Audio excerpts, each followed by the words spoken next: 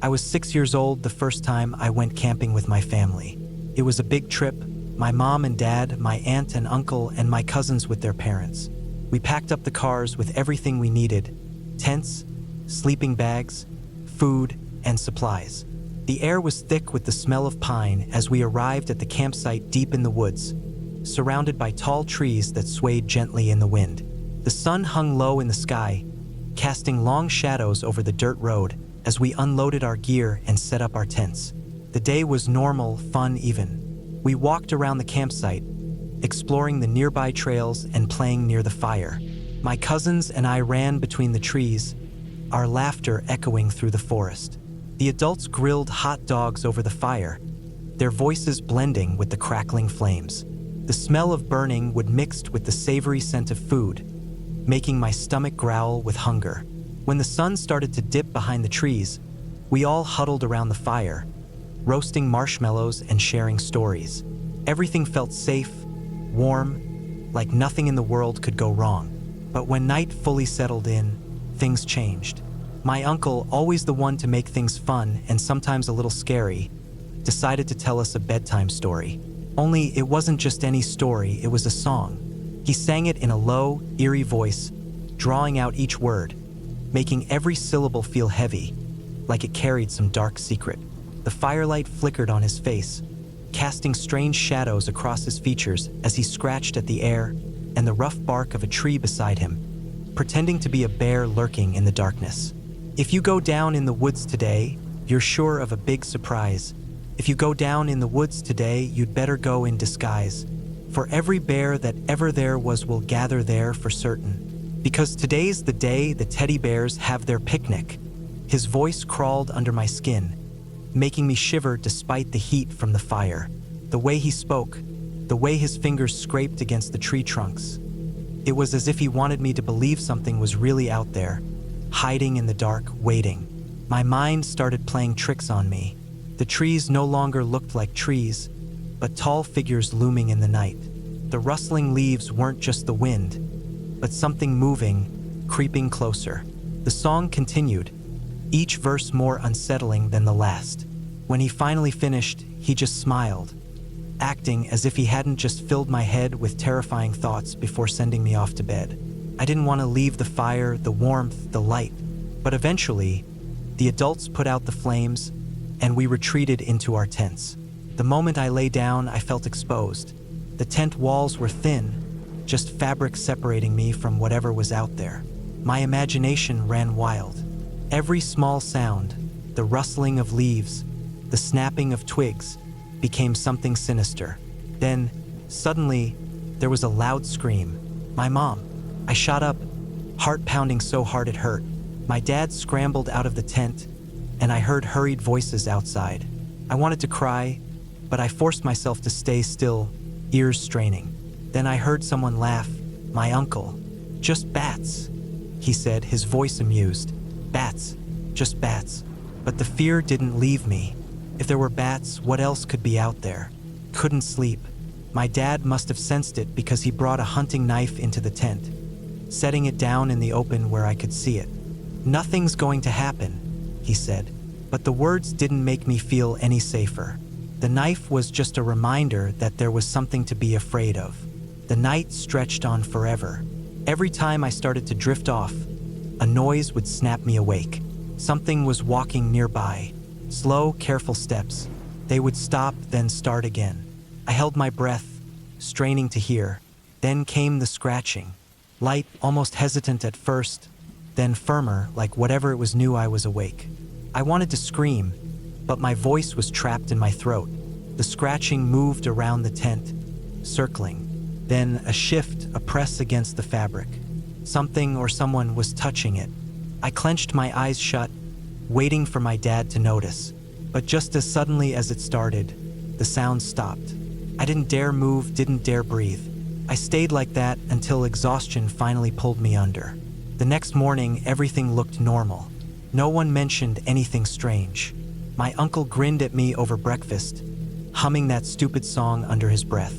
"Sleep well?" he asked. I didn't answer. That night, he sang it again.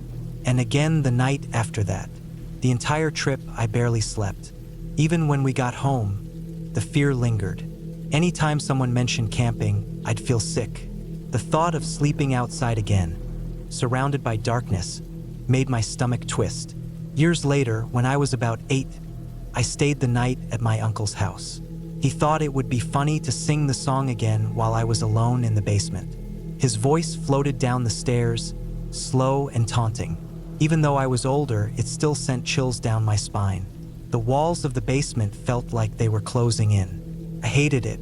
I don't know when the fear finally faded. Maybe when I was 12, maybe even later. Now, looking back, I don't understand why I was so afraid. It was just a song, just my uncle messing with me. But when I was 6, it was real. The fear was real.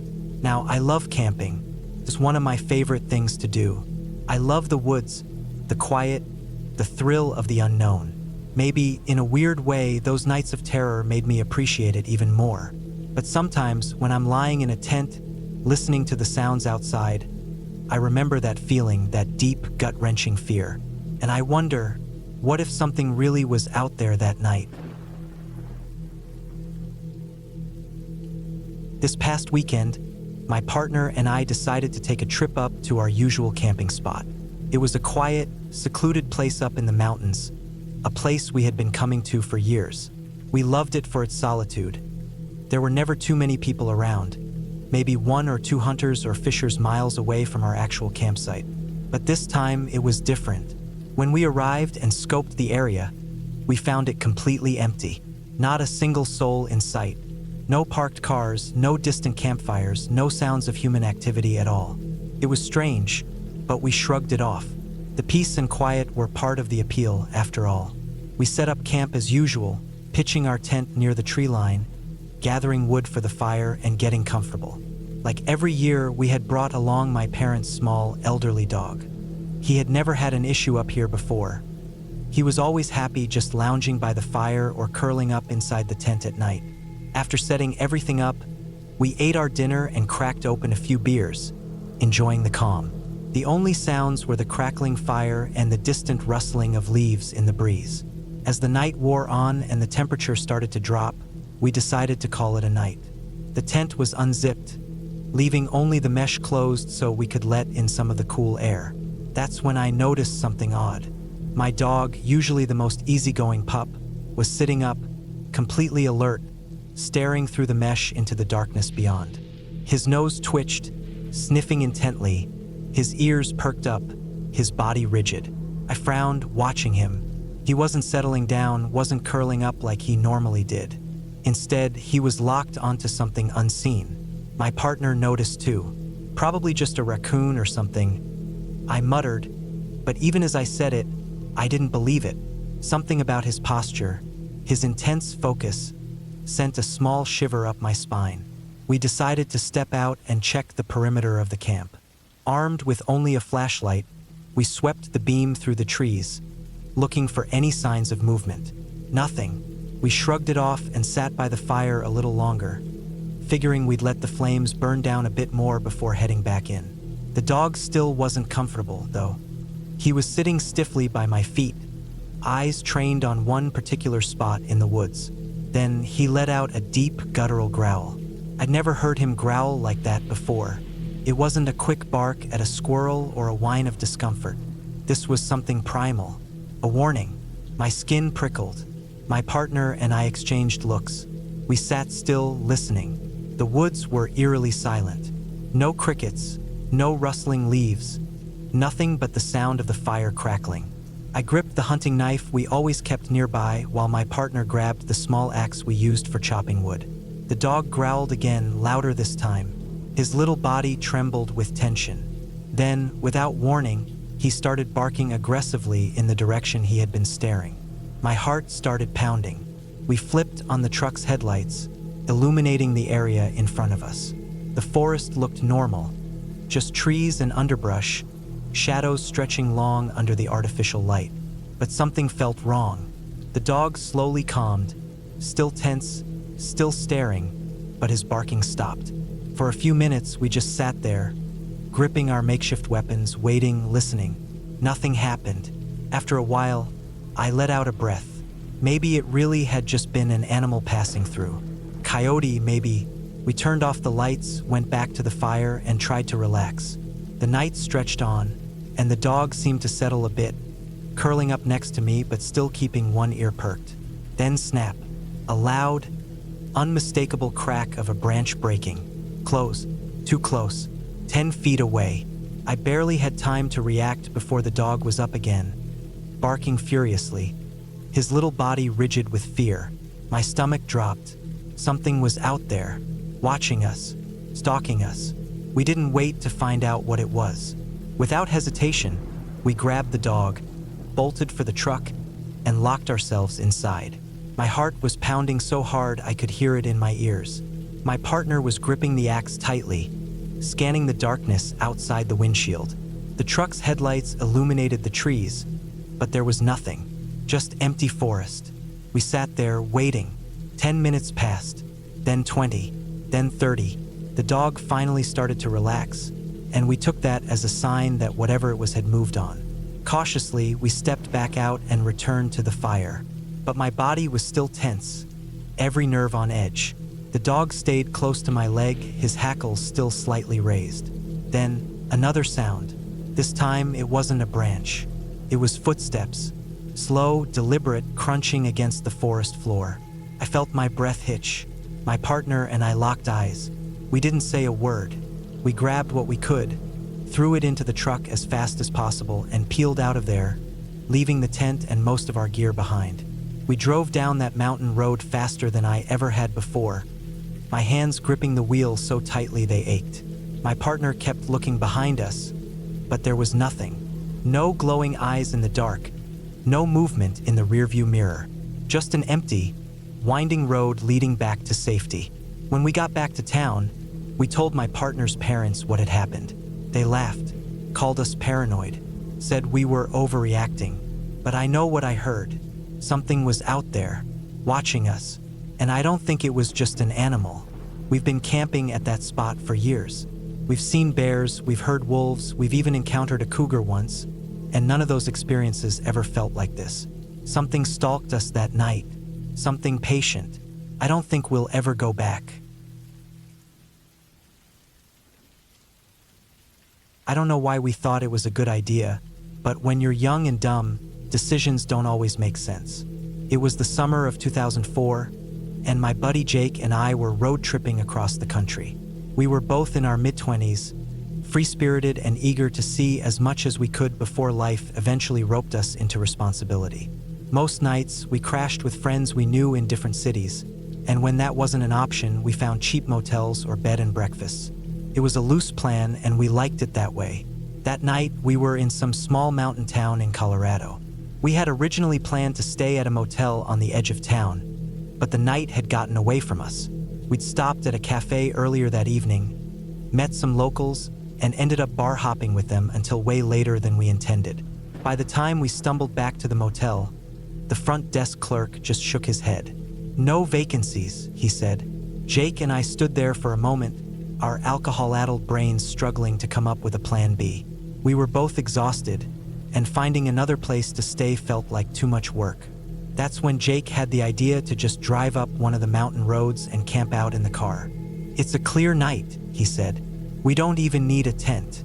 We'll just bivouac in our sleeping bags." I was too tired to argue.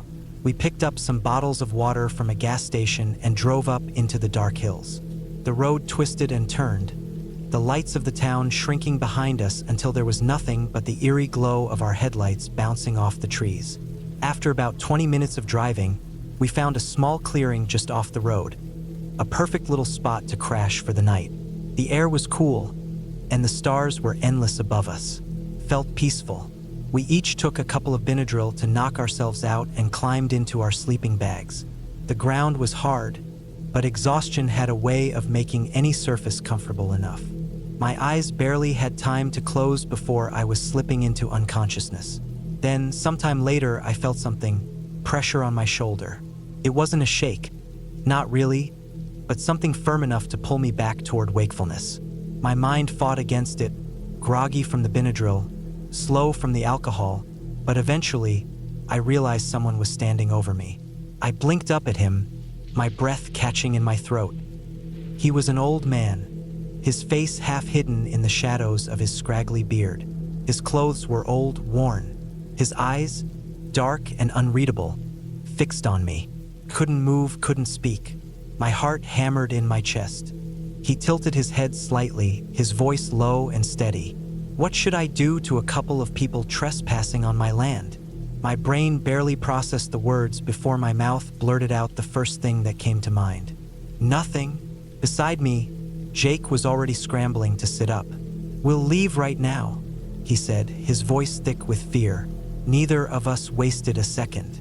We grabbed our bags, shoved our feet into our shoes without bothering to tie them, and bolted for the car. The old man didn't move. He just stood there, watching as we fumbled with the doors, jumped inside, and tore out of there. The whole time, I kept expecting him to do something. Grab us, pull out a weapon, say something else, but he just stood in the dark, letting us run like the scared idiots we were. We didn't stop driving until we were far higher up the mountain.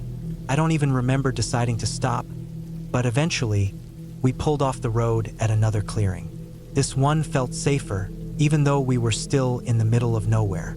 We barely spoke. We just got out, laid down our sleeping bags again, and passed out. When I woke up, it was to the sound of laughter, high-pitched, playful. Then, before I could even open my eyes, something small and warm bounded over my chest. My eyes snapped open, and I saw a puppy, a little black mutt, wagging its tail, its tongue lolling out as it bounced around. My heart was still pounding from the night before, but for some reason, the sight of that dog made me feel instantly calmer. I sat up, rubbing my eyes, and that's when I noticed the tents. There were a handful of them, maybe 5 or 6, spread out across the clearing. A small group of people were gathered near a campfire, making breakfast. They looked like regular campers, backpacks, folding chairs, a cooler with drinks. A couple of them waved when they saw me looking. Jake groaned as he woke up beside me, blinking blearily at the scene. We looked at each other, both of us processing the same realization. We had no idea where we were. We just stumbled up a mountain in the dark and collapsed, completely unaware of our surroundings. And now, in the light of day, we saw the real kicker. We were on a cliff. Maybe 20 feet away, the ground just dropped off. No fence, no warning, just an open void beyond the rocks. If we'd wandered just a little further in the night, we could have walked right off the edge. I sat there, staring at the drop, feeling my stomach twist. We'd been reckless, drunk, half asleep, stumbling around in the wilderness like we were invincible. The old man had been terrifying, but in a way, he might have saved our lives. If he hadn't chased us off, we might have kept moving blindly in the dark, straight toward that cliff. Jake let out a shaky laugh, shaking his head. Jesus, we're idiots. I could only nod. After a while, we packed up our things and hiked back to the car, more sober in every sense of the word than we had been in a long time. We waved goodbye to the campers, who probably thought we were just a couple of dumbasses who had no idea what we were doing. And honestly, they weren't wrong. As we drove back down the mountain, back toward town, I couldn't shake the feeling that we had gotten away with something, that we had walked right up to the edge of something bad, something permanent, and somehow, by sheer dumb luck, managed to step back just in time. I never saw that old man again, never found out who he was or why he let us go so easily. But I'll never forget the way he asked that question, the way he seemed to enjoy the fear in our eyes. And I'll never forget the drop that had been waiting for us in the dark. I was 15 when my dad took me hunting in the remote forests of Montana. He never told me exactly where we were going. He never did. It was always a surprise, always some back road or deep wilderness area he knew like the back of his hand. That morning, he shook me awake at 5:30 a.m., and before I could even rub the sleep from my eyes, he told me to grab my gear. Still half asleep, I grabbed my rifle and threw my stuff in the back of his old Ram 1500. He had a trailer hooked up to it, the one we always used for trips like these. We weren't camping in a tent this time, too cold for that. The fall air had that sharp bite to it, the kind that made your breath turn to fog even in the early hours. The drive was quiet, My dad wasn't much for conversation, especially on hunting trips. He liked to keep things focused. The only sounds were the hum of the tires on the pavement and the occasional rustle of wind through the trees as we drove deeper into the wilderness. It must have been a 3-hour drive before we finally pulled off the main road onto a dirt trail. The truck bounced and jolted over the uneven terrain, the headlights barely cutting through the darkness. Eventually, we reached the spot, a clearing surrounded by towering pines. No one else around. No cabins, no roads, just us and the wild. We set up camp quickly, built a fire, unloaded what we needed, and got the trailer ready for the night. It was just after 10:30 p.m. when we sat by the fire, warming our hands, listening to the crackling of burning logs. The sky was pitch black, no moon, just stars stretching endlessly above us. We sat there for a while, enjoying the silence. Then, around 11, we decided to turn in. The next morning would be an early one, and we needed the rest. Morning came fast. My dad woke me before the sun was even up. 5:30 a.m. The air was even colder than the night before. We loaded up our gear, got in the truck, and drove to the hunting site. This was deep country, far from any town or main road. The kind of place where, if something went wrong, there was no one around to help. I felt a little uneasy, but I chalked it up to nerves. It was just the excitement of the hunt, I told myself. We parked the truck at the base of a ridge and got out. My dad grabbed his rifle and we started walking. First, it was normal. We looked for tracks, deer, elk, even black bear. After about 20 minutes of searching, we found fresh deer tracks. We followed them deeper into the woods. Then we found something strange. It was a deer skull. That wasn't unusual, but this one was different. It looked fresh, like whatever had killed the deer had done it not long before we arrived. Blood still stained parts of the bone, dark red against the pale white. My dad crouched down, examining it, his face unreadable. I felt a pit grow in my stomach. Something about it felt wrong, but we didn't say anything. We kept moving. 10 minutes later, we found something worse. A deer carcass, fresh, torn open, not eaten clean like a predator kill, but shredded. Pieces of flesh scattered around, its ribcage cracked wide open. It hadn't been there long. The blood hadn't even dried yet. My dad stopped in his tracks, staring at it. "This isn't right," he muttered under his breath. I swallowed hard, glancing around. The woods were silent, too silent. No birds, no rustling, nothing. Just the sound of our own breathing. My dad scanned the trees, gripping his rifle a little tighter. Still, we pushed on. We set up in a good spot, waited. 3 hours passed, and nothing. Not a single deer, no movement in the trees. Just the occasional gust of wind. It felt off, like the whole forest was holding its breath. By 7 p.m., we decided to head back. The moment we reached our truck, my stomach dropped. There were tracks in the dirt. Not ours. Not deer, elk, or bear. Something else. Something bigger. They were long, almost human, but not. The toes were elongated, clawed. Whatever had made them had walked right up to the truck, circled it, then disappeared into the woods. My dad didn't say a word. He just grabbed his keys, unlocked the truck, and told me to get in. I didn't argue.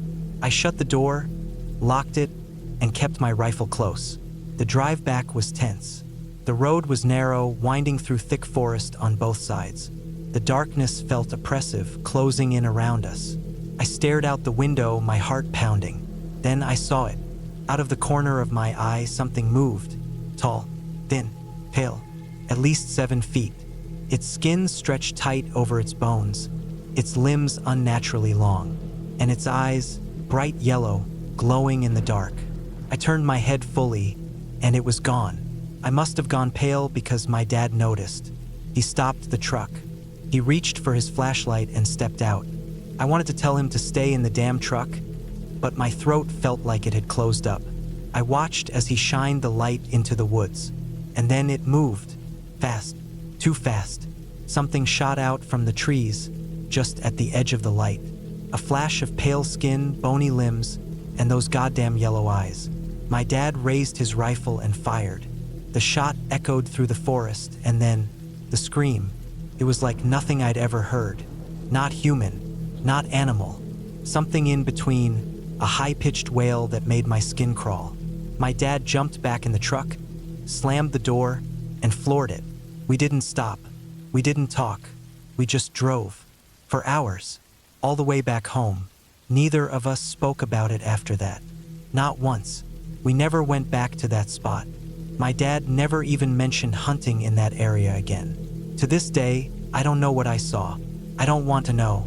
But sometimes, when I'm driving down a dark road, I swear I see those yellow eyes in the trees. I decided my first camping trip would be alone. I wanted the isolation, the quiet, the freedom to explore without worrying about anyone else. That's why I picked a closed trail, so nobody else would be there, and I could have it all to myself. I still stand by that decision, but I wish I had been smarter about it, at least for my first time. It was a trail in Oregon, deep in the mountains, supposedly shut down due to erosion issues. But I had checked some hiking forums, and people still went. I figured I'd be fine. I packed way too much gear, enough for a week even though I was only staying a night. My biggest fear wasn't bears, snakes, or coyotes. It was the silent killer of the woods, the mountain lion. I tried to push that fear down, convincing myself I was just being paranoid. But as I hiked, my mind kept playing tricks on me. I swore I saw the outline of a cougar in the distance more than once, but without my glasses, everything beyond 30 feet blurred at the edges. Could have been a rock, a bush, or maybe even my imagination. I burned through my water too quickly. The weight of my pack had me sweating harder than I expected. By the time I found a flat area off the trail, I was already exhausted. This would be my campsite. Stupidly, I set up my Snugpack ionosphere on an incline, thinking it would deter animals or people. Setup was easy, but I couldn't shake my nerves. To pass the time, I tried to build a wood shelter. That turned out to be harder than I expected. So I gave up and just scattered sticks around my tent for some makeshift camouflage. As I sat there, resting, I heard voices. My heart dropped. I peeked around a tree in front of my tent and saw a couple walking on the trail. I ducked, watching them, my pulse pounding. This trail was closed. Nobody was supposed to be here, but there they were, moving like they had no idea I was there. They didn't see me. Even after they were long gone, I was on edge. If there were people here, who else might show up? As night fell, I settled into my tent with my Bluetooth speaker playing music, trying to drown out the unfamiliar rustlings of the forest. The chitters of animals, the wind in the trees. It was all foreign. Then I heard something that didn't fit. Spanish. Voices speaking Spanish. And they were getting closer.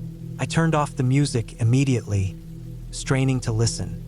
Who the hell hikes in a 12-mile deep forest trail in total darkness? My stomach tightened. I made the dumbest decision of the night. I called out, "Hello!" The voices stopped. A wave of silence crashed over the forest. No wind, no animals, just quiet. I gripped my Bowie knife, my sleeping bag already unzipped for a quick escape. My breath was slow and shallow. My body was on high alert, every nerve firing at once. I tried again. "Hello!" Something ran up the slope. Fast. Loud steps, brush crashing. I scrambled out of my tent, wearing only my long johns, knife in hand.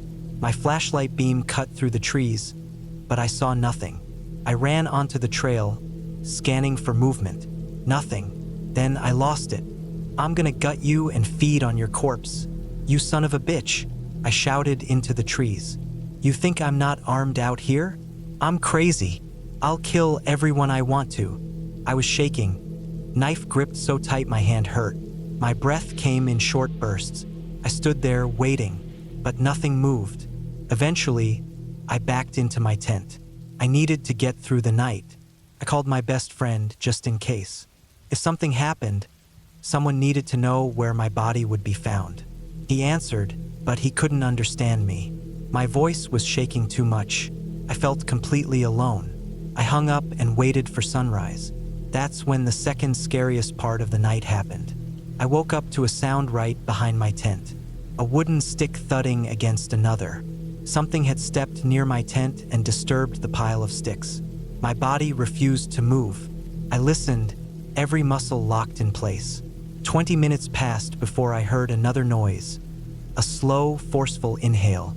Not a sniff, but a deep, deliberate breath in. The only thing I knew that made a sound like that was my Great Dane back home. And the only thing in these woods that size was a mountain lion. Dread like I'd never known gripped me.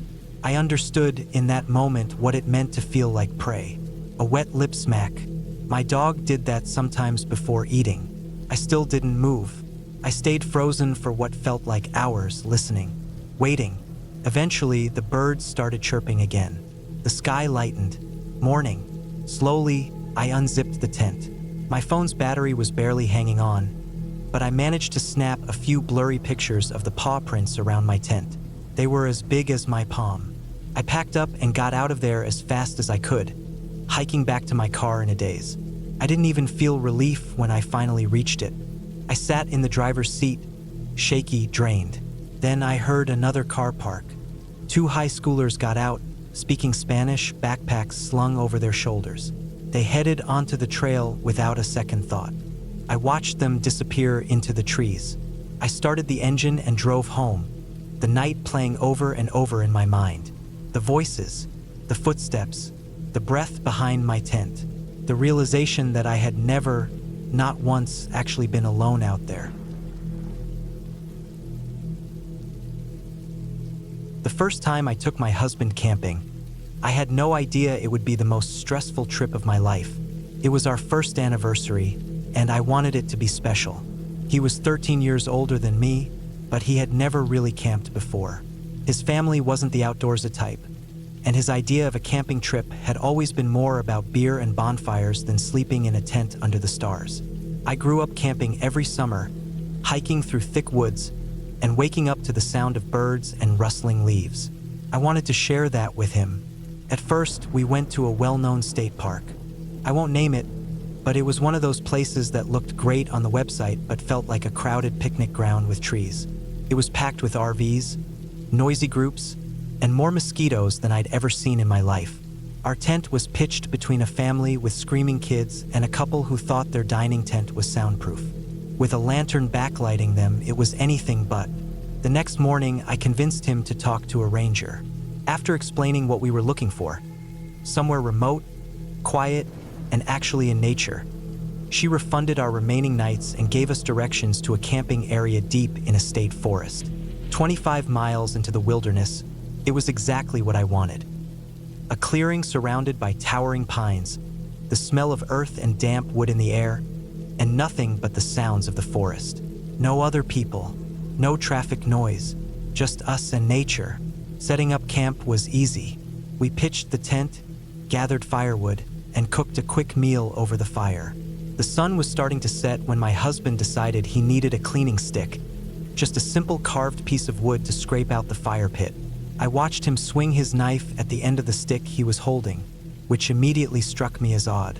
He was always serious about knife safety, the kind of guy who lectured people about handling blades correctly. This was careless. That safe? I asked, watching the knife flash in the firelight. A little, he admitted. Worried about getting hurt? Not really. And just like that, he swung the knife straight into his left pointer finger. I saw it before he even reacted. The way the blade sliced cleanly through the skin, the way blood instantly welled up and started dripping onto the dirt. He dropped the knife, grabbing his finger. I was already moving. Our first aid kit was in the tent, and I had it open in seconds, hands steady even though my heart was pounding. The cut was bad, deep, not quite to the bone, but close enough that it made my stomach turn. He tried to downplay it, but I wasn't having it.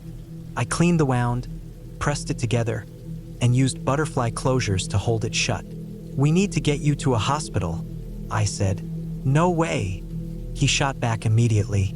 I understood why. The nearest hospital was over 70 miles away, and he hated hospitals. But I didn't like the amount of blood he'd already lost. Still, he was stubborn, said it would be fine. I kept an eye on him.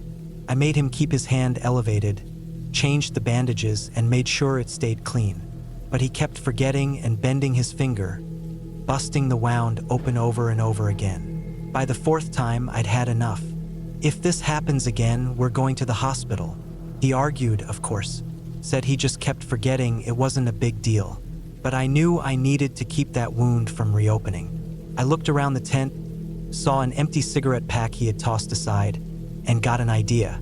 Tearing it apart, I folded up a section, covered it in waterproof tape, and taped it over his finger like a splint. It worked.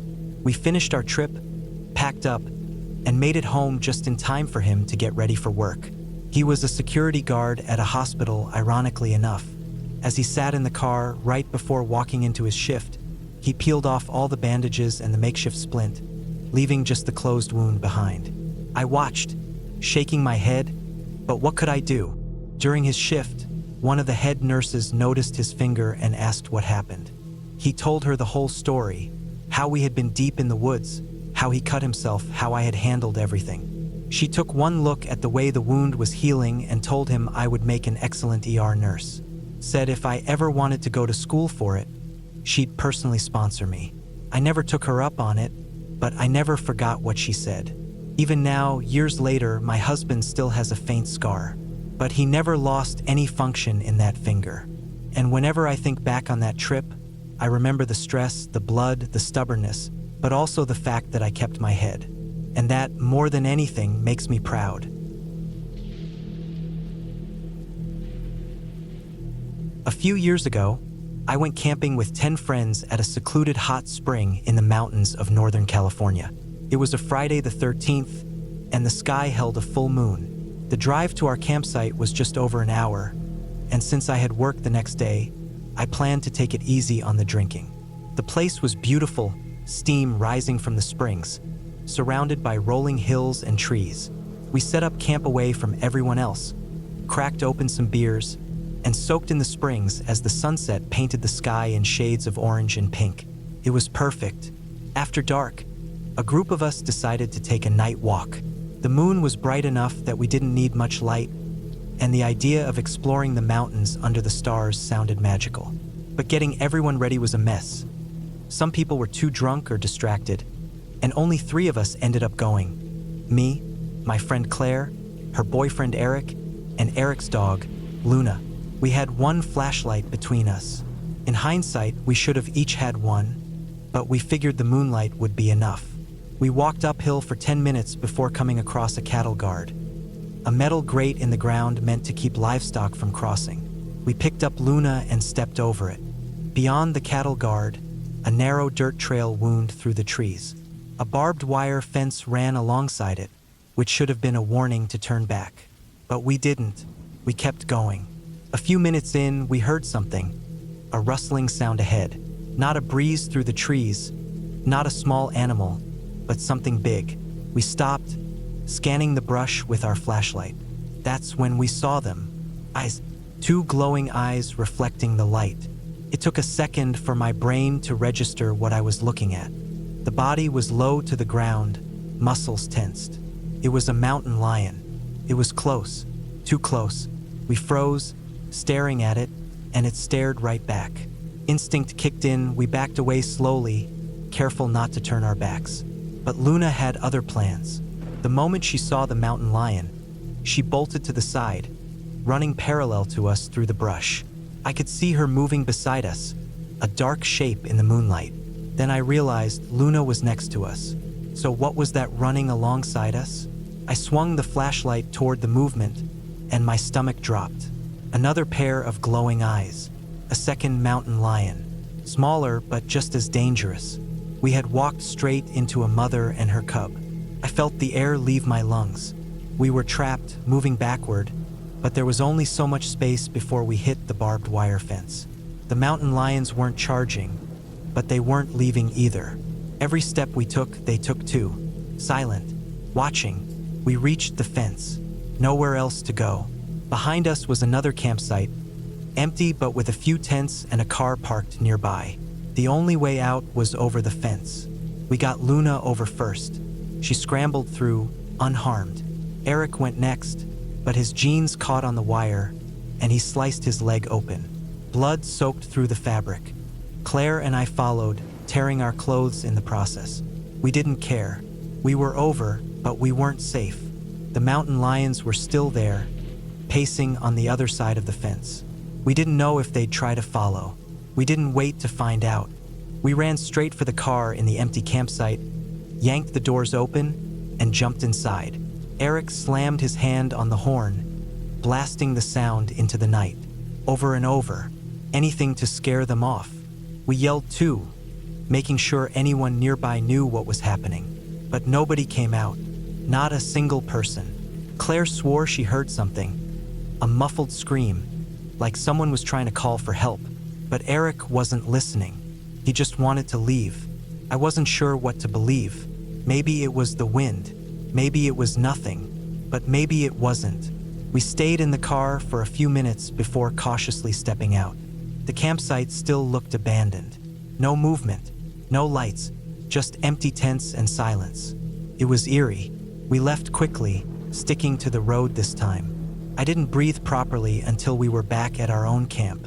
The others were still drinking, laughing, having a great time. Meanwhile, I was shaking, my heart still hammering in my chest.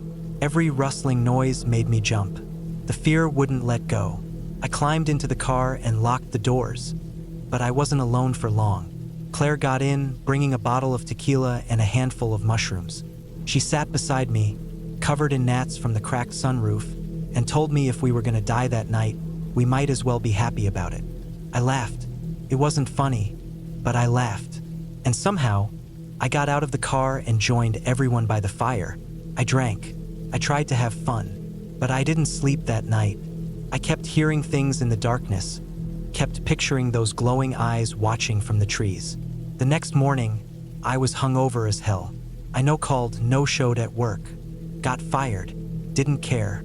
It was worth it, but I still have nightmares about those mountain lions. And sometimes, I still wonder about that empty campsite, about why no one came out, and about what Claire really heard that night. I had been to the island before, but never overnight. It was a stretch of marshland and sandbars off the coast, bordering the ship channel. My family technically owned a tiny patch of land there, though it was useless, too wet, too wild. But it was remote, and that's what I wanted. A weekend away from school, from stress, just hunting and camping with my friend, Lindsay. We had planned it for weeks. The afternoon we arrived, the air was thick with humidity, and the heat sat on my skin like a wet blanket. The tide was low, and I had to drag my boat across about 60 yards of shallow water, only 4 inches deep, over a sandy bottom. The sun glared off the rippling surface as I pulled, feet sinking with every step. Lindsay waited in the boat, excited, but she wasn't the one hauling it. Finally, we reached the shore. I buried a 4-foot aluminum rod deep into the wet sand, tying the bow rope to it as securely as I could. The boat rocked gently as the waves lapped against it. Lindsay hopped out, already looking around at the unfamiliar terrain with an eager grin. The land was rough, thorny thickets, patches of hard-packed sand, and hidden bogs that could swallow your boot in an instant. We cut our way through, pushing toward a small clearing on a slight hill near a bluff overlooking the boat. It wasn't much, but it was the best we'd get. We set up camp quickly, staking the tent into the sand and unrolling our sleeping bags inside. Then came the first problem, the mosquitoes.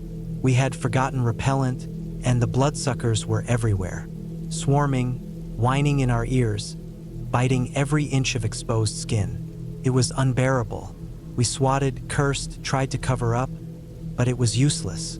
The heat made long sleeves miserable, and the bugs found their way into every fold of clothing. Still, we pressed on, heading into the thick brush, rifles in hand.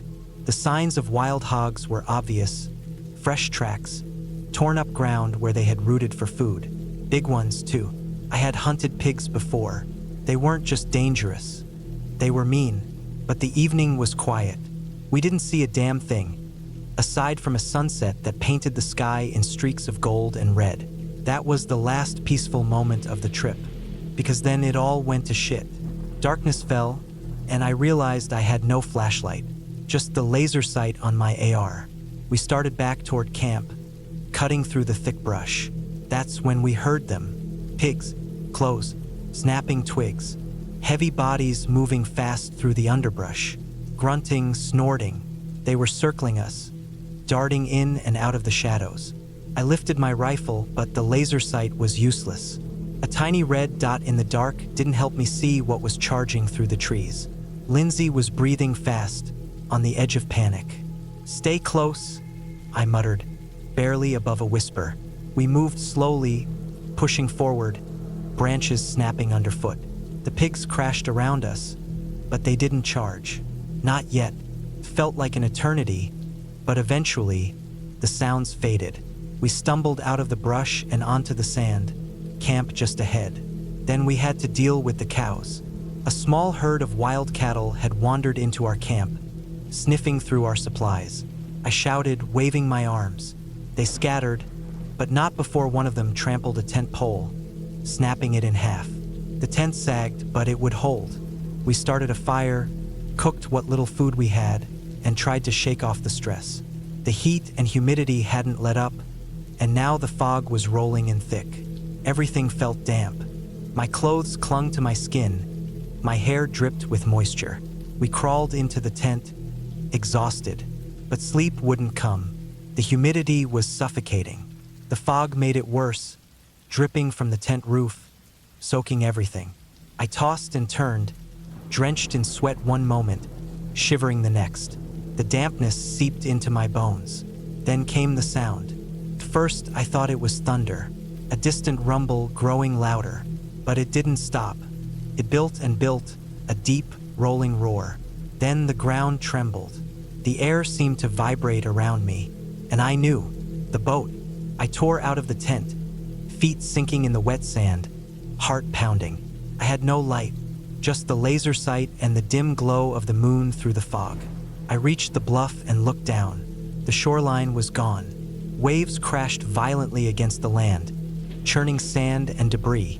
A massive ship had passed through the channel, and its wake had surged into the shallows. The water had risen, flooding up to the bluff. Trees were being pulled under, ripped from the roots, and the boat was gone. Panic hit me like a punch to the gut. I scanned the water, frantically sweeping the laser back and forth. Nothing. Then, a glint, a reflection, the registration tag. It was out there, tangled in a mess of floating debris, bow rope wrapped around a half-sunken tree, drifting into the ship channel. I didn't think. I just moved. I tore off my pants and gun, dove into the black water.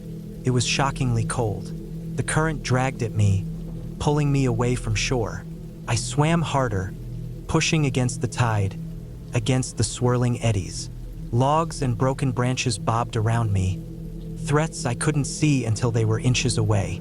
The boat was farther than I thought. Every stroke burned my muscles. Every breath felt like it might be my last. I reached out, fingers grazing the aluminum hull. Got it. I hauled myself up, coughing, shaking. The bow rope was knotted around a submerged tree, the stern half-swamped. I untangled it with frozen fingers, using what little strength I had left to push it free. Then I paddled, slowly, painfully back to shore. By the time I reached the bluff, dawn was creeping over the horizon. The first pale streaks of sunlight cut through the fog. I dragged the boat up as far as I could, tying it tighter, double knotting the rope this time. I didn't speak as I packed up the tent. Neither did Lindsay. We didn't need to. By the time we pushed off from shore, the island was already disappearing behind us, swallowed by the morning mist. I didn't look back. That was the worst night of camping in my life. I should warn you now, this isn't one of those stories about ghosts in the woods or supernatural horrors creeping in the night, but that doesn't mean it isn't terrifying in its own way. If anything, I'd argue that what happened to me out in the middle of nowhere was far worse than anything my imagination could have cooked up. And if you're eating while reading this, maybe put the fork down. I was a few months into a solo bike trip across the country. Just me, my bicycle, and a mess of camping gear strapped to the frame. I wasn't staying in campgrounds or hostels unless I had to. I preferred disappearing into the woods at night, far enough from roads and trails that no one would stumble upon me. No cars, no people, just silence. By the time I reached Northern California, it was mid-November, and the days were getting shorter. I spent the daylight hours pushing pedals, stopping only to eat or check my map. The route that day had been uneventful. Rolling hills, scattered trees, a few stretches of farmland. The kind of scenery that blended together after weeks on the road. The first sign something was wrong was when I noticed I didn't have much of an appetite. That might not sound like a big deal, but when you're burning upwards of 4,000 calories a day, every meal matters. Normally, I'd eat everything I could get my hands on, and it still wouldn't be enough. But that afternoon, food just didn't seem appealing. My stomach felt off. Not bad enough to stop riding, but enough to make me notice. Still, I had miles to cover. I kept pedaling. By the time the sun started dipping behind the hills, I found a spot to camp. The forest here was thick, with enough underbrush to hide me from any stray hikers or hunters. Perfect. I pulled my bike off the road and walked it a few hundred yards into the trees before setting up my tent. The routine was muscle memory at this point. Unpack, assemble, lay out my sleeping bag. As I went through the motions, my stomach gave another uneasy twist. I should have known then. I should have at least been more cautious. But I didn't. I crawled into my sleeping bag, exhausted, and turned off my headlamp. I don't know how long I laid there before the nausea really hit. It was a slow build at first, a churning unease deep in my gut. I rolled onto my side, curled my knees up, hoping it would pass. Didn't. After a few minutes, the feeling grew worse, spreading upward into my chest, making my mouth water the way it does before you puke. I sat up fast, one hand gripping the zipper of my tent, ready to fling it open. But the nausea backed off just enough that I hesitated. Just enough to make me think I could wait it out. I let go of the zipper and lay back down. A mistake. A few minutes later, the feeling returned. Worse. I lurched upright, heart pounding, throat tight. But again, it faded. Again, I lay back down. This happened over and over until finally, around midnight, my body made the decision for me. I barely got the tent open before I was heaving into the dirt. My stomach clenched violently, emptying itself onto the pine needles outside. The smell was overwhelming, acidic, foul. My arms trembled as I wiped my mouth with the back of my hand. For a moment, I thought it was over, that whatever had caused this had worked its way out, and I could sleep now. I rinsed my mouth with some water from my bottle, took a small sip, and lay back down. 2 hours later, I woke up and vomited again. This time, my stomach was already empty, so it was mostly bile, burning as it came up. I was shaking, drenched in cold sweat. I drank another sip of water, small, careful, hoping it would stay down. Didn't. By 4:30 a.m., I was awake again, sitting up, waiting. This time, I didn't vomit, but I felt just as bad. My entire body ached. My head throbbed. I was thirsty but out of water, and I was alone. The realization hit me hard. I had to get out of here. If I got any worse, I wouldn't have the strength to ride. I needed to reach civilization before I was too weak to move. There was a town about 30 miles ahead. An easy day of riding, normally. But in my state, it might as well have been 300. I told myself I could do it. I had no choice. The first light, I started packing up. But as soon as I stepped outside, I heard it. The soft patter of rain on the leaves. My stomach sank. The last thing I needed was to ride through a storm. I checked my phone. The forecast showed light rain, but it would pass soon. I waited. 20 minutes later, the rain stopped. I took down my tent, strapped everything onto my bike, and pushed it back to the road. But the moment I swung my leg over the seat, I knew something was wrong. The back tire was flat. I wanted to scream. I was exhausted, dehydrated, sick, and now this? I could barely think straight, but I had no choice. I had to fix it. My fingers fumbled with the tools, struggling against the cold and my own weakness. What should have taken 10 minutes stretched into 40. By the time I was back on the road, the rain had started again. Pedaled anyway. The ride was hell. Every inch of my body hurt. My stomach churned, threatening another round of vomiting. My head felt too heavy for my shoulders. My legs barely functioned.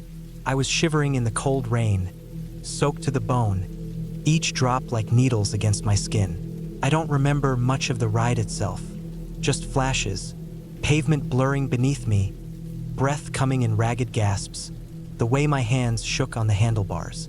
Every mile felt like a battle. Somehow I made it to the town. The first thing I did was go to a grocery store. I wandered the aisles like a ghost, grabbing whatever seemed easy on my stomach. Then I dragged myself to the nearest motel, barely able to stand. The receptionist took one look at me and handed over a key, letting me check in early. I took the longest shower of my life, then collapsed onto the bed, barely managing to call my mom before I passed out. I slept for 13 hours straight. The next morning, I woke up feeling human again, weak but better. My stomach still wasn't right, but I could move. I could think. The worst was over, or so I thought. A day later, the food poisoning hit me again while I was out at a museum. I barely made it back to my room before it started. This time, it wasn't vomiting. Let's just say I spent the entire next day in that motel bathroom. But by the day after that, I was fine, just like that. My body had burned through whatever had poisoned me, and I was back to normal. Looking back, I'm just grateful that the worst of it happened near civilization. If it had hit me harder out in the woods, if I had been too weak to ride, if I hadn't made it to town in time, I don't know. I try not to think about it. I was 16 when I ran away, not for good, but for the night. We lived on a 10-acre property outside a small town in northern Michigan. It wasn't exactly the middle of nowhere, but it felt like it. Our house was old, built sometime in the 1950s, sitting on the edge of a dense stretch of forest. The woods stretched on for miles, broken up by farmland, hunting cabins, and a few abandoned buildings from when the area had more people. That day, I got into a fight with my parents. I don't even remember what it was about now, just that it was bad enough to make me snap. I waited until they left, probably heading into town to cool off, and then I went straight to my room. I grabbed the duffel bag I kept stashed under my bed, already packed with supplies. A flashlight, some old pots, a hatchet, a change of clothes, and a few other things. I stuffed my blanket and pillow inside, grabbed my bike from the garage, and took off into the woods. I had a usual spot back there. It was the ruins of an old house, just a deep pit where the basement used to be, surrounded by crumbling bricks. The local legend was that the family who lived there had been killers, maybe even cannibals. Supposedly, they'd been burned alive when the town found out, and the house was torn down. I never believed that part. People like to make up ghost stories, but I didn't care. It was private. It was mine. The ride through the woods wasn't easy. The trails were overgrown, and I had to walk my bike for most of it. The air was thick and still. The sun was starting to dip, casting long shadows between the trees. I reached the clearing, left my bike leaning against a tree, and climbed down into the pit. It was about 5 feet deep, lined with bricks. I'd been working on it for a while, turning it into a shelter. I'd cleared out debris, laid down an old tarp, and started building a makeshift roof with branches and scraps of wood. It wasn't done yet, but I figured I could finish it in the morning. I didn't build a fire. I didn't want to draw attention. Instead, I set my blanket down on the tarp, used my duffel bag as a pillow, and tried to sleep. The forest was loud. Crickets, rustling leaves, the occasional hoot of an owl. I was used to it, so I wasn't scared. Then I heard the twig snap. I sat up, heart pounding. The sound had come from the trees just beyond the clearing. I held my breath, listening. Could have been an animal. Could have been nothing. I forced myself to lie back down. Then I heard the bell. A small, clear ringing somewhere in the trees. I sat up again, my whole body tensed. I didn't move. I barely breathed. It rang again, closer. Not a church bell, not an alarm. Just a small, handheld bell, ringing steadily, deliberately. Something in me flipped. I grabbed my bag, stuffed my blanket and pillow inside, and climbed out of the pit. My bike was still by the tree, but I left it. I didn't want to make noise. I moved fast, weaving through the trees toward the highway. I knew this path well, shorter but riskier. The trees thinned, and I saw the road ahead. Then I saw the cars. 3 of them parked by the barrier. No one inside, no headlights, just sitting there. I didn't stop. I didn't look back. I walked fast, keeping my eyes ahead. My legs burned, my chest ached, but I didn't stop until I reached my house. When I got inside, there were people there. Neighbors, my parents' friends. I barely registered what they were saying at first. They had been out looking for me. No one had thought to check the woods. He set my bait down. That's when they noticed it. One of the men looked inside, surprised by how prepared I was. Pots, pans, a hatchet, even a shovel. They laughed, made comments about how I must have been planning to live out there. I didn't tell them about the bell. I didn't tell them about the cars. I never went back into those woods after dark. A week later, I overheard someone talking about the ruins, about the stories attached to them, about how sometimes at night, people heard a bell ringing from the trees. I never admitted that was my place.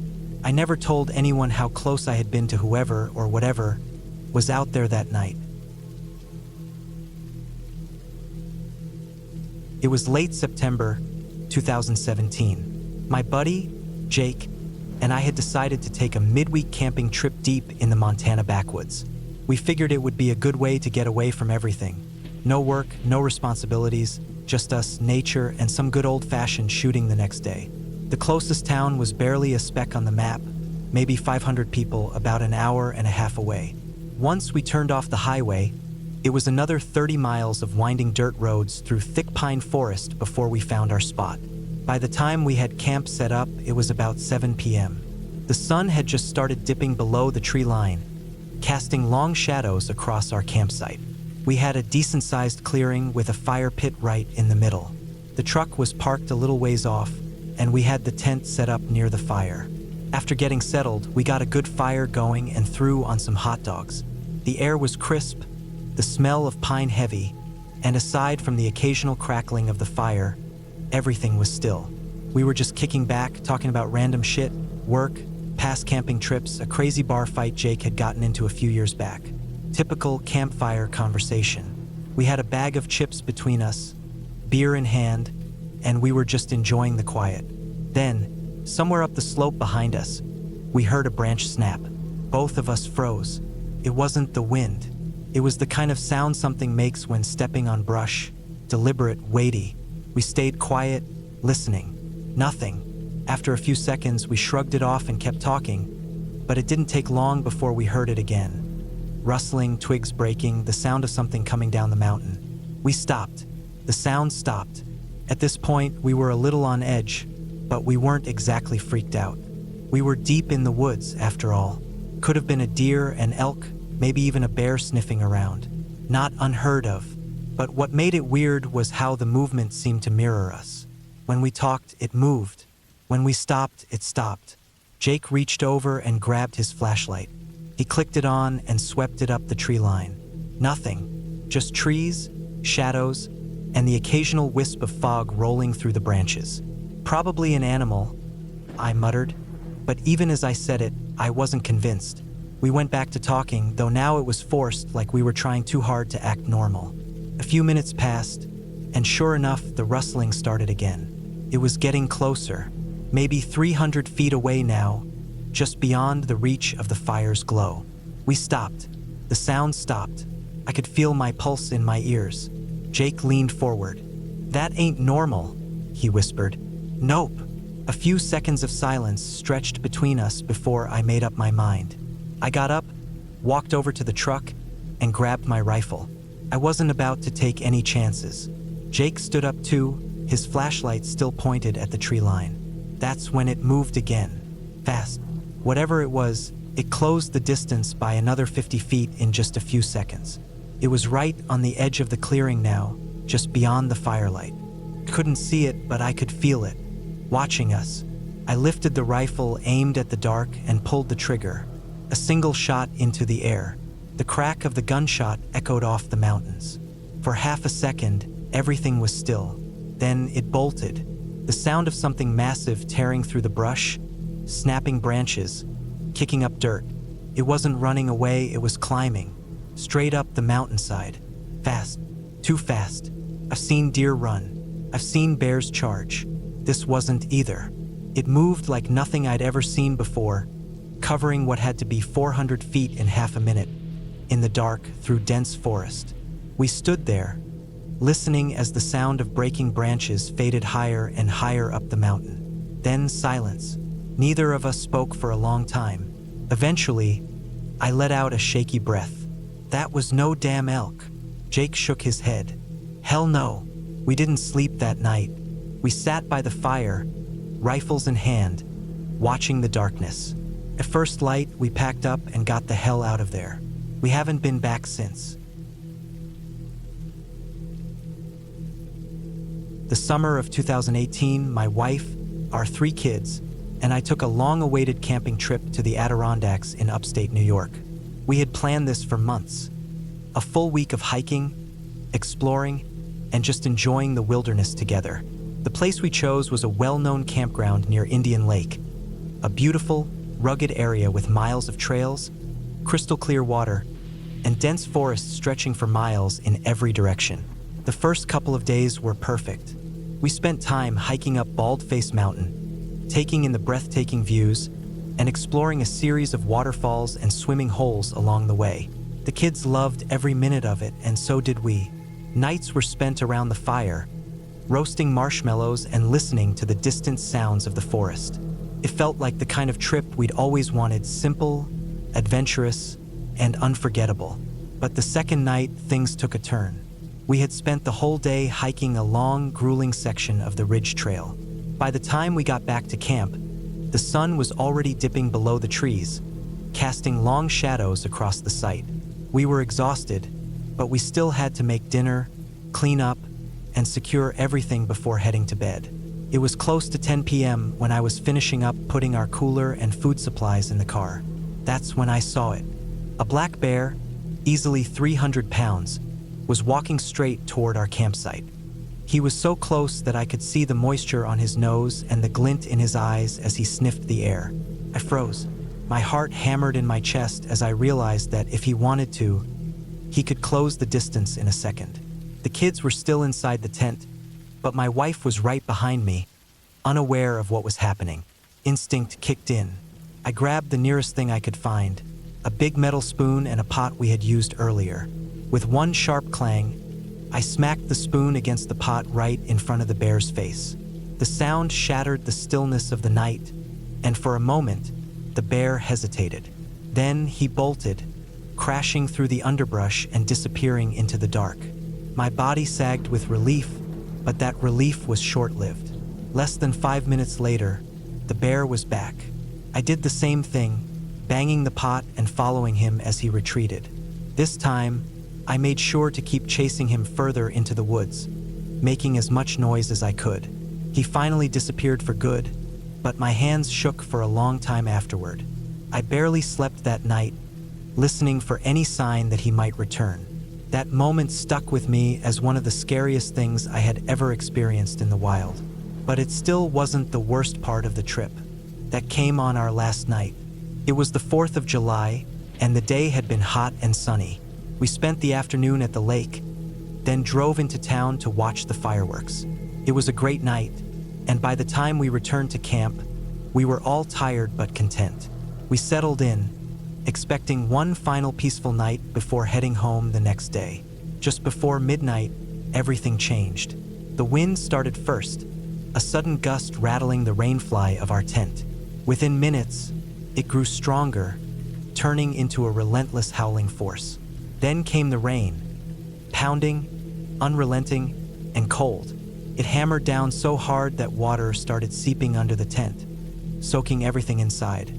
I grabbed my oldest son and we rushed outside, struggling against the wind to throw a tarp over the tent. The rain was blinding, the kind that made it impossible to see more than a few feet ahead. As we fought to secure the tarp, something moved in the darkness. A massive tree branch, at least 6 feet long, rolling through the campground like it weighed nothing. The trees above us swayed dangerously, their trunks bending at impossible angles. The wind screamed through the forest, making a sound I had never heard before. Something primal, almost alive. Then, out of the corner of my eye, I saw movement. People were abandoning their tents. Families ran to their cars, slamming doors and speeding off into the night. Some of the tents were simply gone, ripped from the ground and sent tumbling into the trees. It was chaos. I wanted to do the same, throw everyone in the car and drive, but I couldn't. We were 14 hours from home, and I couldn't bring myself to leave behind everything we had. The gear, the supplies, everything we had spent the week using. It felt like leaving a part of us behind. So we waited it out. That night was the longest of my life. Every gust of wind felt like it would be the one to send a tree crashing down on top of us. I lay awake, listening, waiting, wondering if we'd even make it until morning. When the storm finally died down, the campground was unrecognizable. Trees were down everywhere, blocking roads and crushing picnic tables. Telephone poles had been snapped in half. It looked like a war zone. I was running on no sleep, but we packed up and hit the road, determined to put the storm behind us. We made it to a small farm in Vermont by mid-morning, and while my wife and kids explored the farm store, I sat in the car and finally let myself close my eyes. That trip is one of my favorite memories now, something we talk about all the time. But in the moment, it was the closest I've ever felt to sheer, helpless fear, and I don't think I'll ever forget it. I always thought of myself as a pretty prepared guy. Camping, hiking, surviving in the wild, it was my thing. At least that's what I told myself. But there are moments in life where all the planning and knowledge in the world don't mean shit. Literally.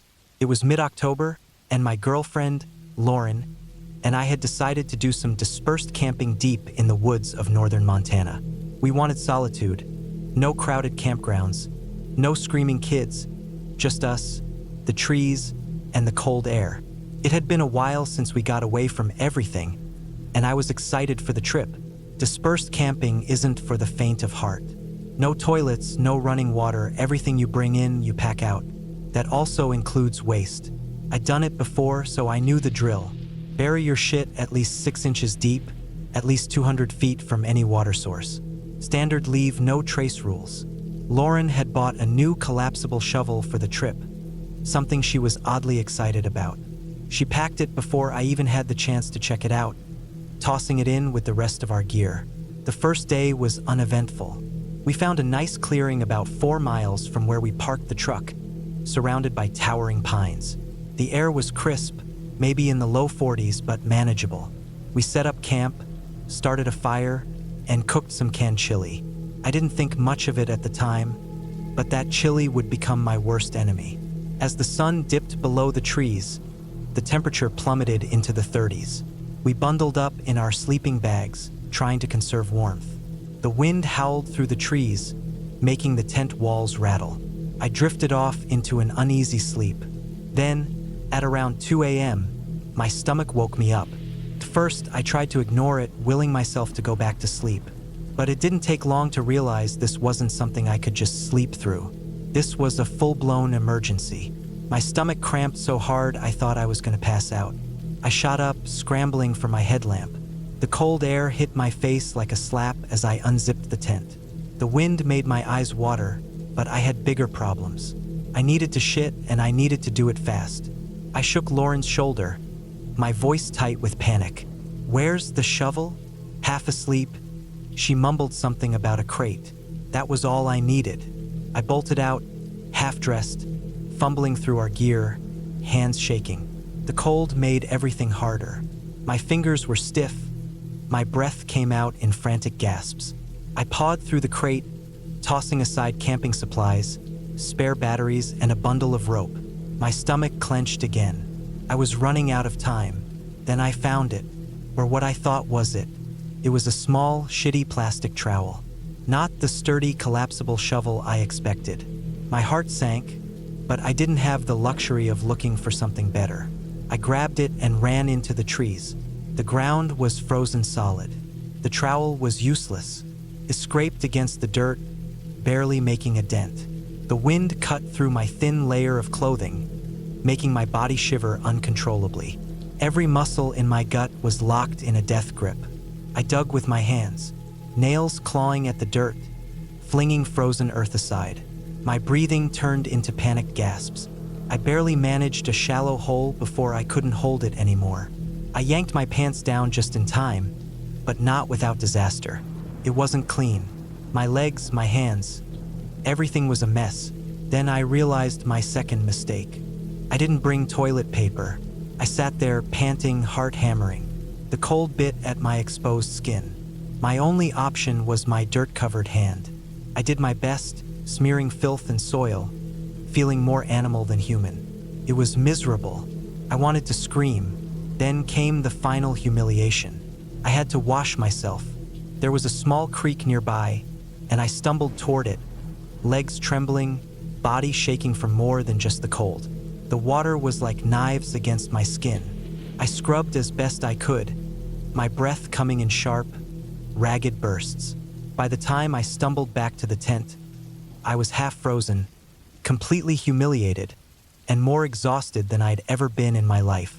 I collapsed into my sleeping bag, too drained to care about anything else. The wind still howled outside, but I didn't care. I just wanted to forget. Morning came like a slap in the face. Lauren was already up, heating water over the fire. She gave me a sleepy smile. "You okay? You were up for a while." I just nodded, sitting down next to her, my body sore, my dignity in shreds. Then she reached into one of the side pouches of our gear bag and pulled out something black and compact. "Oh, by the way, here's the real shovel. You must have missed it." I stared at it, my mind going blank. My mouth opened, then shut. The realization hit like a brick to the skull. It had been there the whole time. I just hadn't looked in the right place. I thought about telling her everything, about the panic, the mess, the freezing water. But I didn't. Instead, I just nodded. "Yeah, good to know." She handed me a mug of coffee, oblivious to my suffering. I sipped it slowly, letting the warmth seep into my bones, pretending like nothing had happened. That was the moment I realized something about myself. I wasn't the experienced outdoorsman I thought I was. I was just a guy who nearly shit himself in the woods because he couldn't find a shovel, and I'd never live it down. Last summer, my fiancé and I decided to take a camping trip deep in the woods of Tennessee. We had been planning it for weeks, looking forward to a weekend of grilling, hiking, and disconnecting from the world. We found a secluded spot near a lake, miles away from any major roads, with only a handful of other campers spread out across the area. The first day went exactly as planned. We set up our tent, gathered firewood, and spent the afternoon fishing. As the sun dipped below the tree line, we fired up the grill, ready to cook the fresh trout we had caught. The air was thick with the scent of charred wood and sizzling fish when a sudden, piercing yell cut through the evening. It wasn't an animal, that much was clear. Someone was screaming for help, their voice raw with panic. My body went cold, but I didn't hesitate. I ran toward the sound, past empty campsites, my heart hammering in my chest. The further I went, the more my gut twisted. Then I saw him. A man stood in the dim glow of a dying campfire, his left leg soaked in blood. It pooled around his foot, glistening dark and wet in the flickering light. He was swaying slightly, his face pale and twisted in pain. His right hand was clamped around his ankle, but blood was still spurting between his fingers, pulsing with terrifying force. I had seen enough movies to know what that meant. He had hit an artery. My fiancée wasn't far behind me, and the second she saw the scene, she dropped to her knees beside him. Without thinking, she ripped off her sweatshirt and wrapped it around his ankle, tightening it with everything she had. It slowed the bleeding, but not enough. The man groaned, his eyes glassy. He reeked of alcohol. I turned and sprinted back to our campsite. My phone was inside the tent. I fumbled for it with shaking hands, my breath coming in shallow gasps as I pressed the power button. No signal, not even a single bar. Panic shot through me. The nearest town was miles away. I had no idea how long it would take an ambulance to reach us, but one thing was certain, This guy didn't have that kind of time. I raced back, my mind made up. We have to take him ourselves, I said, my voice shaking. My fiancée looked up at me, her hands slick with his blood. She didn't argue. We half dragged, half carried him to his truck, his weight sagging against us. He was mumbling now, his words slurred and incoherent. We got him into the passenger seat, propping his leg up as best as we could. The second I slid behind the wheel, I realized another problem. I had never driven a truck this big before, but there was no time for hesitation. I turned the key, the engine roared to life, and I slammed my foot on the gas, tearing down the narrow dirt road, sending up a cloud of dust behind us. My fiancé stayed in the back seat, pressing down on his wound, whispering to him to stay awake. I kept glancing at him, watching as his head lolled to the side, his face growing paler by the second. I pushed the truck as hard as it would go, gripping the wheel so tightly my knuckles ached. The road twisted and turned through the dense forest, and more than once, I nearly lost control. Every bump sent fresh waves of blood spilling onto the floorboard. My stomach churned at the sight of it, but I couldn't afford to let the nausea take over. We reached the highway and I floored it. The hospital was at least 20 miles away, but I didn't let up, didn't even check the speedometer. My only focus was getting there in time. The man's breathing was shallow now, his head slumping forward. My fiancée shook him hard, trying to keep him conscious, but his eyelids were drooping. Almost there, I muttered, though I wasn't sure if I was saying it for him or myself. When the hospital lights finally came into view, I didn't slow down. I swerved into the emergency entrance, slamming the truck into park before throwing the door open. Nurses and doctors came running, their eyes widening at the sight of him. The moment they pulled him out, blood gushed from the truck like water from a broken dam. It splattered onto the pavement in thick, dark puddles. I stumbled back, my head spinning, my legs shaking. I barely registered the nurses shouting, the rush of a gurney being wheeled out, the doors swinging open as they took him inside. My body felt disconnected, weightless. It was pure adrenaline keeping me upright. My fiancée touched my arm, her hands still coated in red. "You did it," she said softly. I wasn't sure how long we stood there, staring at the hospital doors. I couldn't get the image out of my head. The blood, the way it had soaked into the truck's seats, the way it had dripped down onto my shoes. Eventually, she drove us back to the campsite. It felt wrong to be there after what had just happened, but we had the man's dog to look after. The poor thing whined and paced, ears flat against its head, sensing that something was wrong. Hours passed. The fire burned down to embers. We tried to eat, but neither of us had much of an appetite. Then, around 10:30, the sound of a truck pulling up broke the silence. He stepped out, limping slightly, his leg now wrapped in thick white bandages. 18 stitches. He was sober now, his face drawn and serious. "The doctor said I would have bled out if you guys hadn't been there," he said. "You saved my life." I didn't know what to say to that. The weight of the night still pressed on me, heavy and suffocating. He thanked us again, over and over, but I could barely focus on his words. That night, I didn't sleep. Every time I closed my eyes, I saw blood. I heard his choked gasps, saw the way he swayed on his feet, felt the cold weight of fear settling deep in my bones. Camping was never the same for me after that. The woods, once a place of peace, felt different now, because that night, I learned how quickly things could turn from calm to chaos, how close life and death could really be, and how sometimes you don't get the luxury of waiting for help, you have to become it.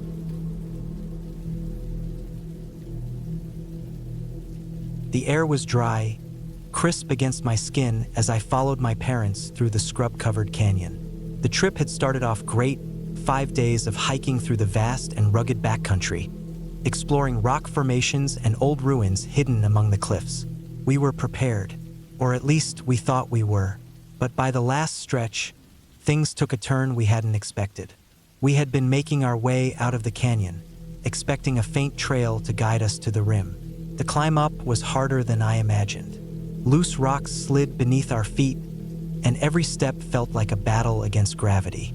My legs burned, my breath came heavy, and my water bottle was already too light. When we finally reached the top, we looked around and realized something was wrong. There was no trail, no sign of where we were supposed to go next. Just an endless stretch of desert, red rock, and open sky. We had veered off course. My stepdad was the first to say it. "We're lost." I felt it in my stomach, that hollow, sinking feeling. We weren't in immediate danger yet. We had some water left, a couple of power bars between us, and we knew which direction we needed to go. But the realization hit hard. The safety of the canyon, with its shaded water pockets and known paths, was behind us. Now we were in the open desert, with the sun beating down and no clear way forward. We started walking. The sun was relentless, beating down on our backs as we trudged forward, scanning the landscape for anything. A road, a trail, a landmark we recognized. But the desert stretched on, the terrain uneven and rocky, the horizon never seeming to get any closer. Water became our biggest concern. We had left the last sources down in the canyon, thinking we'd be near the van by now. Every sip we took felt like we were drinking away our survival. By the time the sun started setting, my bottle was nearly empty. My stepdad gave me the last of his, telling me he'd be fine, but I knew he was just trying to make sure I didn't panic. That night, we slept under a pinyon pine, huddled close for warmth. The desert was freezing once the sun was gone. My stomach ached with hunger, but we only had 2 power bars left, and we split them between us. The taste was dry, chalky in my mouth. I chewed slowly, trying to make it last, but it barely took the edge off. The wind howled softly, carrying the scent of dry earth and distant rain. I lay awake for what felt like hours, staring at the sky, hoping that when morning came, we'd figure something out. The next day, we pressed on, our bodies stiff and aching. My throat was dry, my lips cracked, but I ignored it and kept walking. I had to. After what felt like miles, we finally spotted something. Faint tire tracks cutting through the dirt. A road.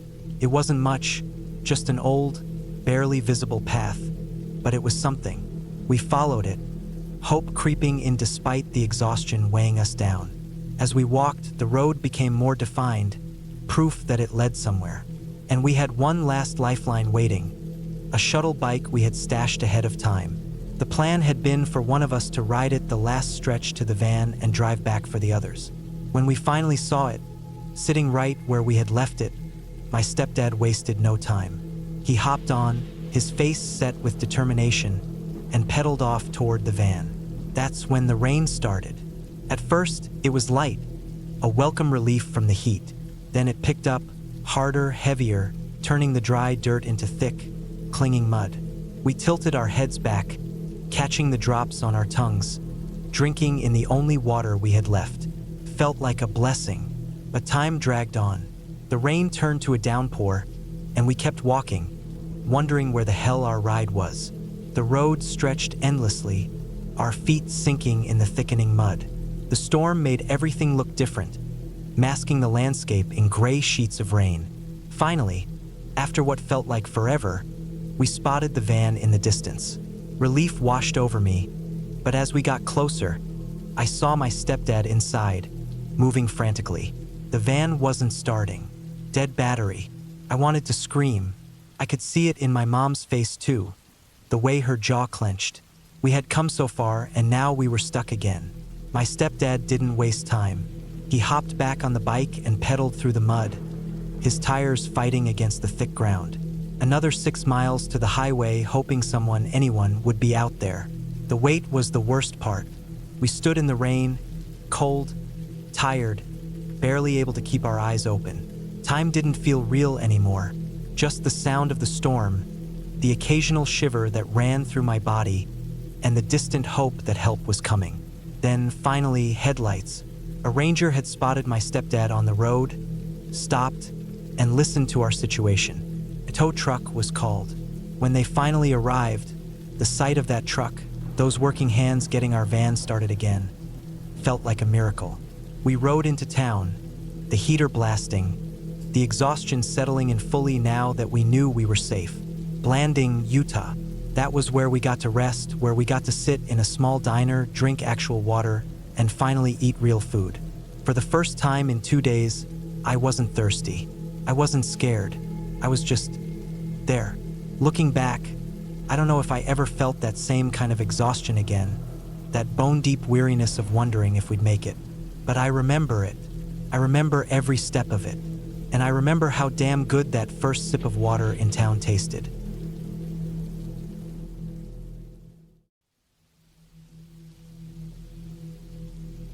I don't like thinking about what happened in that cabin, but I can't forget it either.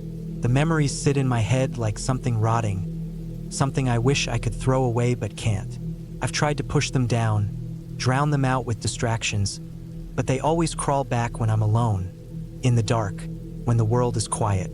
It was real. It happened, and I don't know if I'll ever feel safe again. I had taken the trip to escape the noise of my life. Work was draining. My personal life was a mess, and I just needed time to breathe, to be away from everything. A friend had told me about the cabin. Remote, deep in the woods, no neighbors, no cell service. Exactly what I needed. I booked it for a week, packed light, and drove out there alone. The road leading to the cabin was rough, barely more than a dirt path through the trees. My truck bounced over the uneven ground, dust kicking up behind me. The cabin itself was old, worn down by time and weather, but solid. It was small, one bedroom, a tiny bathroom, a kitchen, and a living area. There was a fireplace for heat and a shed out back stocked with firewood. The first day was peaceful. I settled in, unpacked, and walked around the area. The forest stretched endlessly in all directions, thick with pine and underbrush. The air was crisp, carrying the faint smell of damp earth and wood. I didn't see a single soul, not even an animal. It was silent in a way that felt unnatural, but I told myself that was just my city brain adjusting to the wilderness.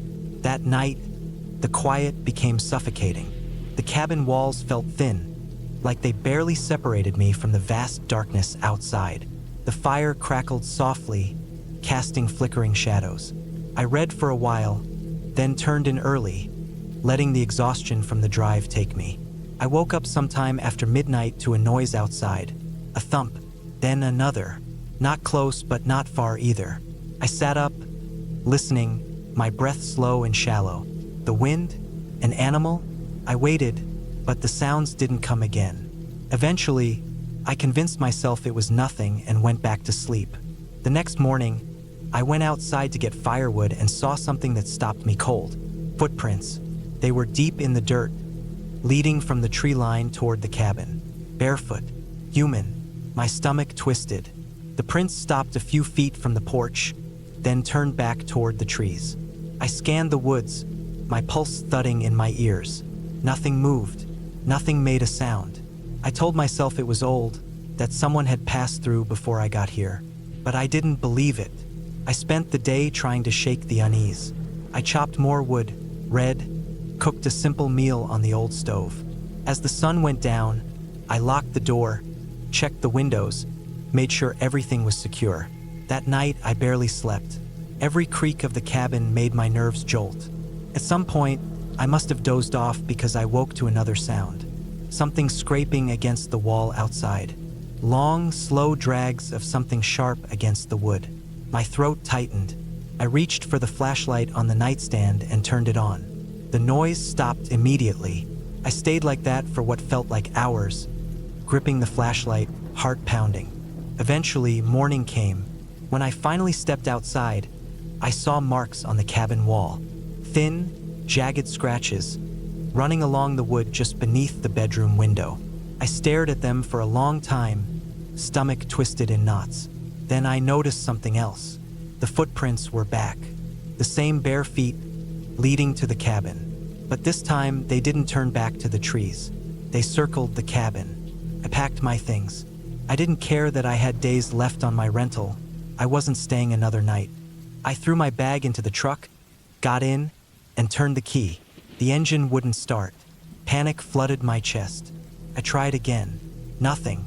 I popped the hood, stepped out, and looked. I wasn't a mechanic, but I could tell someone had done something to the engine. Wires had been cut. Deliberate. Not an accident.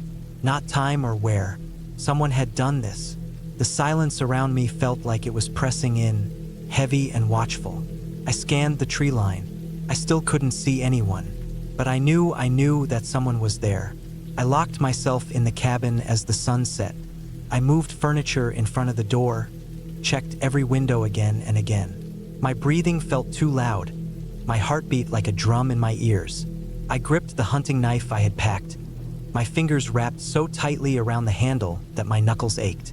Then, just as the last light disappeared from the sky, the sounds started again. Footsteps, slow, deliberate, moving around the cabin. The wood creaked under the weight. Then a pause. Then the scratching, that same awful dragging sound, this time right outside the front door. Couldn't breathe. My hands were slick with sweat. The scratching turned to tapping, slow and steady. Then it stopped. Silence. Minutes passed. Maybe an hour. I didn't move.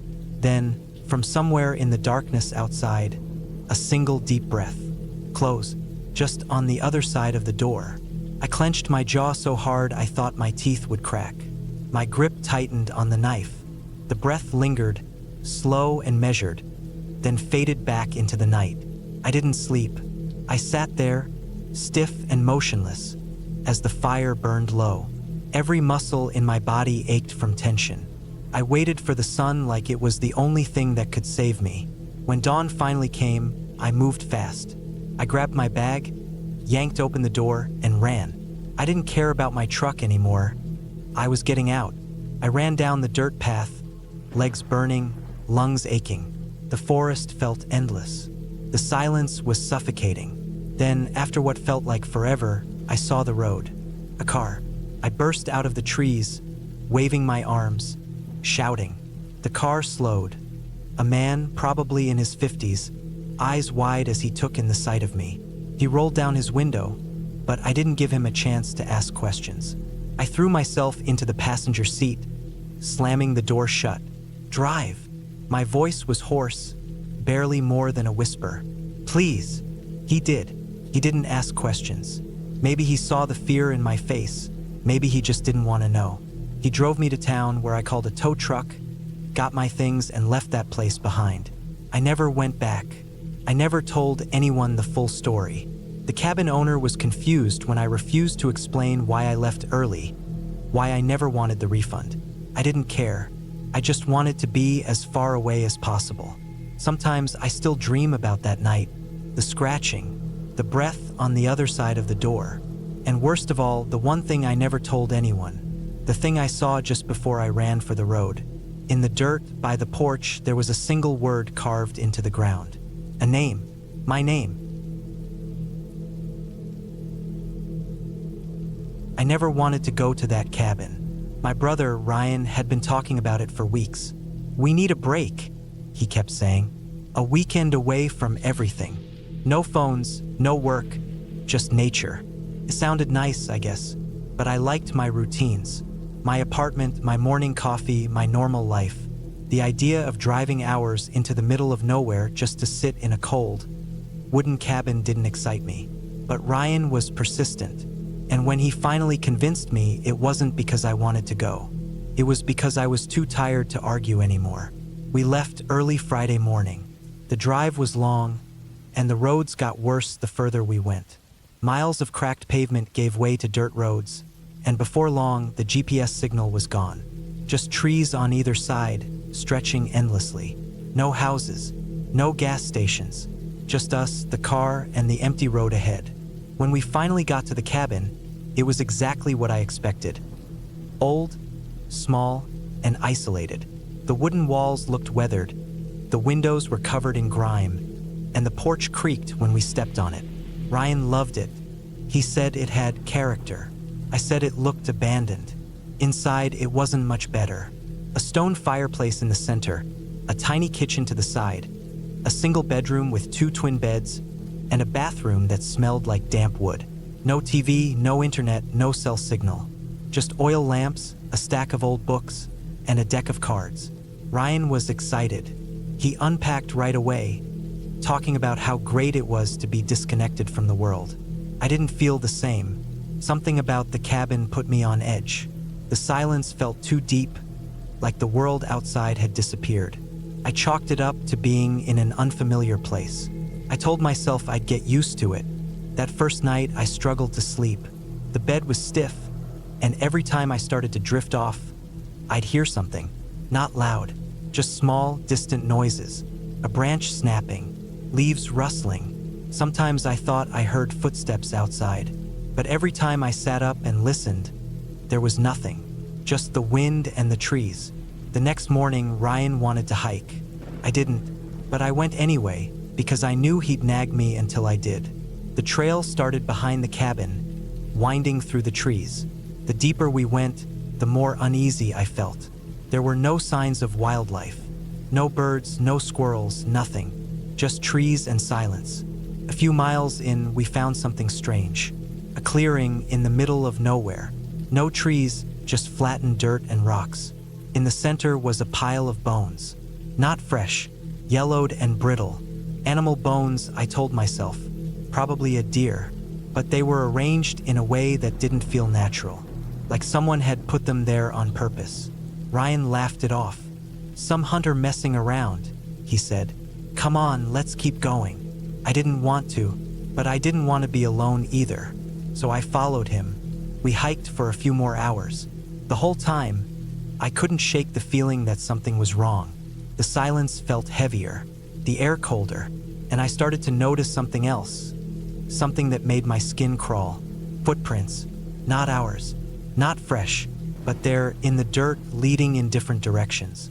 Some were half covered by fallen leaves. Others looked newer, but they weren't animal tracks. They were human. We weren't alone out there. I didn't say anything to Ryan. I didn't want to sound paranoid, but I was done hiking. I told him I wanted to go back. He groaned, but agreed. When we got back to the cabin, the first thing I noticed was the door. It was open, just slightly, but we had locked it before we left. I was sure of it. Ryan said the wind must have blown it open. I wasn't convinced. Inside, nothing looked disturbed, but the air felt different. He went straight to the kitchen, talking about how hungry he was. I walked to the bedroom. The beds were still made. Our bags were still there, but something was missing. My knife, a folding knife I always kept in my bag. Gone. I checked the floor, under the bed, everywhere. It wasn't there. I knew I had packed it. I knew it had been in my bag the night before. Now it was gone. I told Ryan. He shrugged. "You probably left it at home." I didn't. I knew I didn't, but I didn't argue. That night I barely slept. Every sound made me sit up. Every creak, every rustle outside. I kept staring at the door, expecting to see it move. At some point, I must have dozed off. But when I woke up, something was different. The air felt colder. The cabin felt wrong. Then I realized what it was. The front door, open again. Ryan was still asleep. I grabbed the flashlight and stepped out onto the porch. The trees were black shapes against the night sky. The only sound was the wind. And then I saw them. Footprints, fresh ones, leading from the trees to the cabin, and leading back into the woods. Someone had been inside while we were sleeping. I felt sick. My skin crawled. My heart pounded in my chest. I turned around and locked the door. Then I shook Ryan awake. "We're leaving. Now." He groaned. But when he saw my face, he didn't argue. We packed fast. We didn't bother cleaning up. I kept checking the door, the windows, the trees outside. My hands were shaking as I started the car. The road was dark and empty. I kept checking the rearview mirror, half expecting to see someone standing in the road behind us. But there was nothing, just trees and darkness. We didn't stop until we reached a gas station, hours later. Inside, under the fluorescent lights, I finally felt like I could breathe again. Ryan tried to make sense of it. Maybe a lost hiker, maybe a squatter, maybe just some creep messing with us. But I knew better. Whoever it was, they had been watching us the whole time. And if I hadn't woken up when I did, I don't know what would have happened. I don't think I want to know. I don't know why I agreed to go. Maybe it was stubbornness, maybe pride, or maybe I just didn't want to seem weak. But now, sitting here, staring at the walls of this old cabin in the middle of nowhere, I know for sure I should have never come. It started with an invitation from my friend Eric. He and a couple of other guys were planning a weekend trip deep into the woods. A remote cabin, no cell service, just us and nature. I wasn't big on outdoor stuff, but they insisted it would be a good break from city life. So, against my better judgment, I packed a bag and went along. The drive out was long, nearly 4 hours of winding back roads, most of which looked completely abandoned. The last 30 minutes were pure dirt road, our tires kicking up dust as we pushed deeper into the wilderness. The trees loomed high above us, thick and unwelcoming, barely letting sunlight slip through. Felt isolated, too isolated. When we arrived, the cabin wasn't much to look at. An old wooden structure, probably built decades ago, with a tin roof and a wraparound porch that had seen better days. The forest pressed in from all sides, as if swallowing the place. I felt uneasy right away, but I told myself I was just being paranoid. Inside, the cabin smelled of dust and old wood. There were 2 small bedrooms, a main living space with a fireplace, and a tiny kitchen with an old gas stove. No electricity, no running water. Just a few lanterns, some canned food, and a well outside for drinking water. The place hadn't been used in years, maybe even decades. The first day passed without anything strange happening. We set up camp, got a fire going, cooked some food. The others laughed and joked, but I couldn't shake the feeling that something was off. It wasn't just the isolation, it was the silence. Even in deep woods, you hear things, birds, insects, the rustle of animals in the brush. But here, nothing, just dead silence, like the forest itself was holding its breath. That night, I struggled to sleep. The bed was old, the mattress stiff and musty.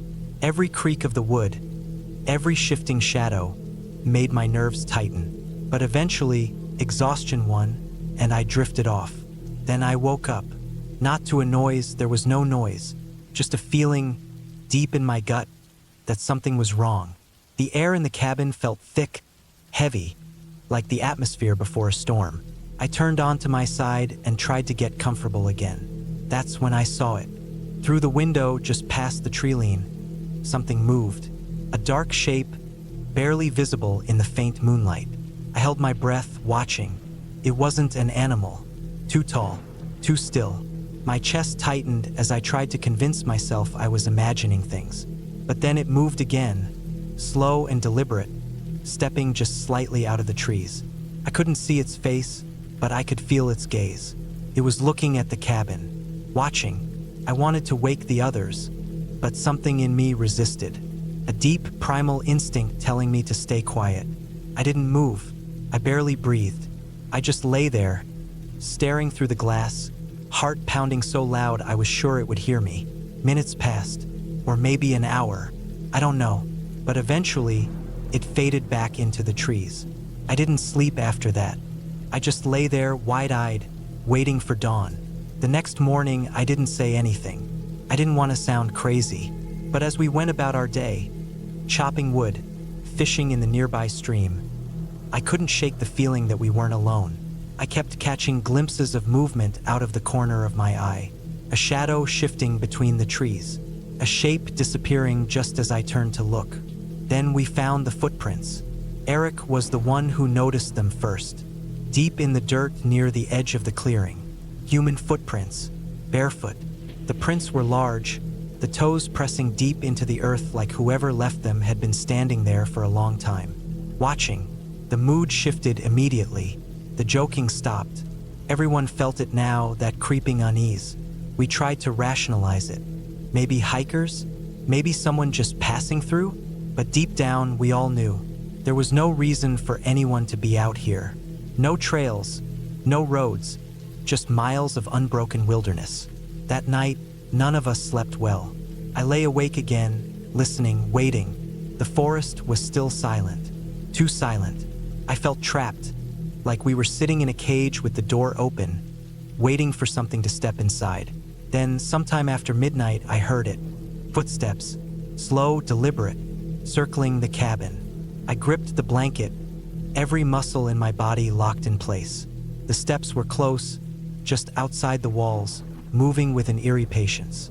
They would stop, pause for what felt like forever, then start again. I wanted to believe it was an animal, a deer maybe, but I knew better. Then came the breathing, low, steady, just outside my window. I didn't dare move. I barely allowed myself to blink. The breathing lingered, long and deep, like whoever or whatever was out there was taking its time, savoring the moment. Then, just as suddenly as it started, it stopped. I don't know how long I stayed like that, frozen, waiting for something to happen, but nothing did.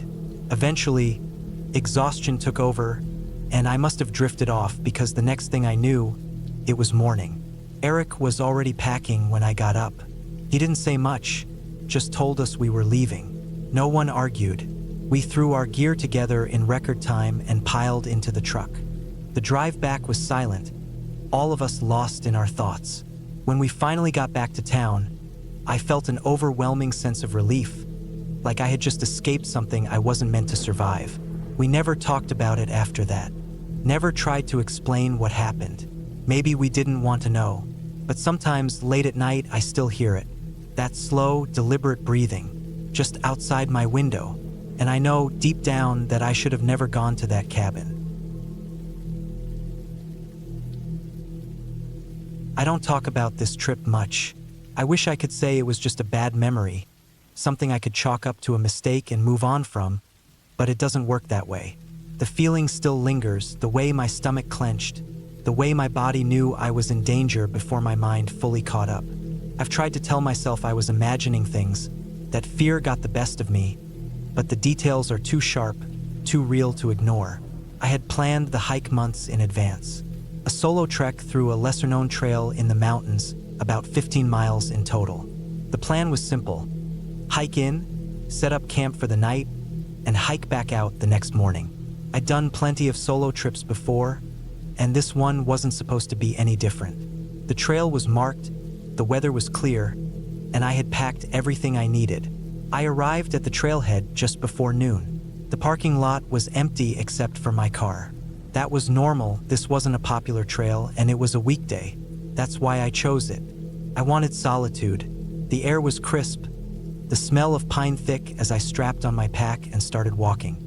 The first few miles were peaceful. The sound of my boots crunching on the dirt, the distant rush of a stream, the occasional bird overhead. It was exactly what I had hoped for.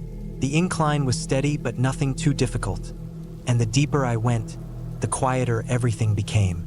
At mile 5, I stopped for a break. I sat on a flat rock, drank some water, and ate a protein bar. The forest around me was still, the kind of silence that presses against your ears. I checked my map and GPS.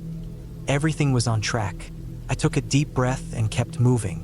Then I saw the first thing that made my stomach tighten. A single boot, half buried in the dirt off the side of the trail. It was old, cracked leather, the laces missing. It looked like it had been there a long time. Maybe someone had lost it, or maybe they had discarded it. But something about it made me uneasy. It wasn't just the boot. It was the way it was positioned, like someone had been standing there and then vanished. I pushed the thought away and kept walking. The next few miles passed without incident, but that feeling of unease didn't fade. If anything, it got worse. Every so often, I would hear something, a branch snapping, leaves rustling. But when I stopped to listen, there was nothing. At mile 8, I found the second thing that made me stop in my tracks. A backpack. It was sitting just off the trail, partially unzipped. It looked newer than the boot, but it had been out here for at least a season. The fabric was faded from the sun, and when I nudged it with my foot, it was heavy, like it still had gear inside. I crouched down and unzipped it the rest of the way. Clothes, a water bottle, some energy bars. No ID, no phone. Just a pack, left behind with no sign of the person who carried it. I stood up, scanning the trees, that sick feeling growing in my gut. I told myself it was nothing, that maybe a hiker had abandoned it. But something wasn't right. My skin prickled, my body telling me to leave. I adjusted my pack and moved faster, wanting to reach my campsite before dark. By the time I got to the clearing, the sun was low. The site was nothing special. A small flat area near a stream, just big enough for a tent and a fire pit. I set up quickly, my hands moving on autopilot, my ears tuned to every sound around me. The forest had gone too quiet. I made a small fire, ate a quick meal, and sat with my back against a tree. I told myself I was safe, that my mind was just playing tricks on me. But the feeling didn't go away. The trees felt too close, the dark too heavy. Then I heard it, a single footstep somewhere beyond the tree line. Slow, careful. I didn't move. I didn't breathe. My pulse pounded in my ears as I strained to listen. Another step, closer.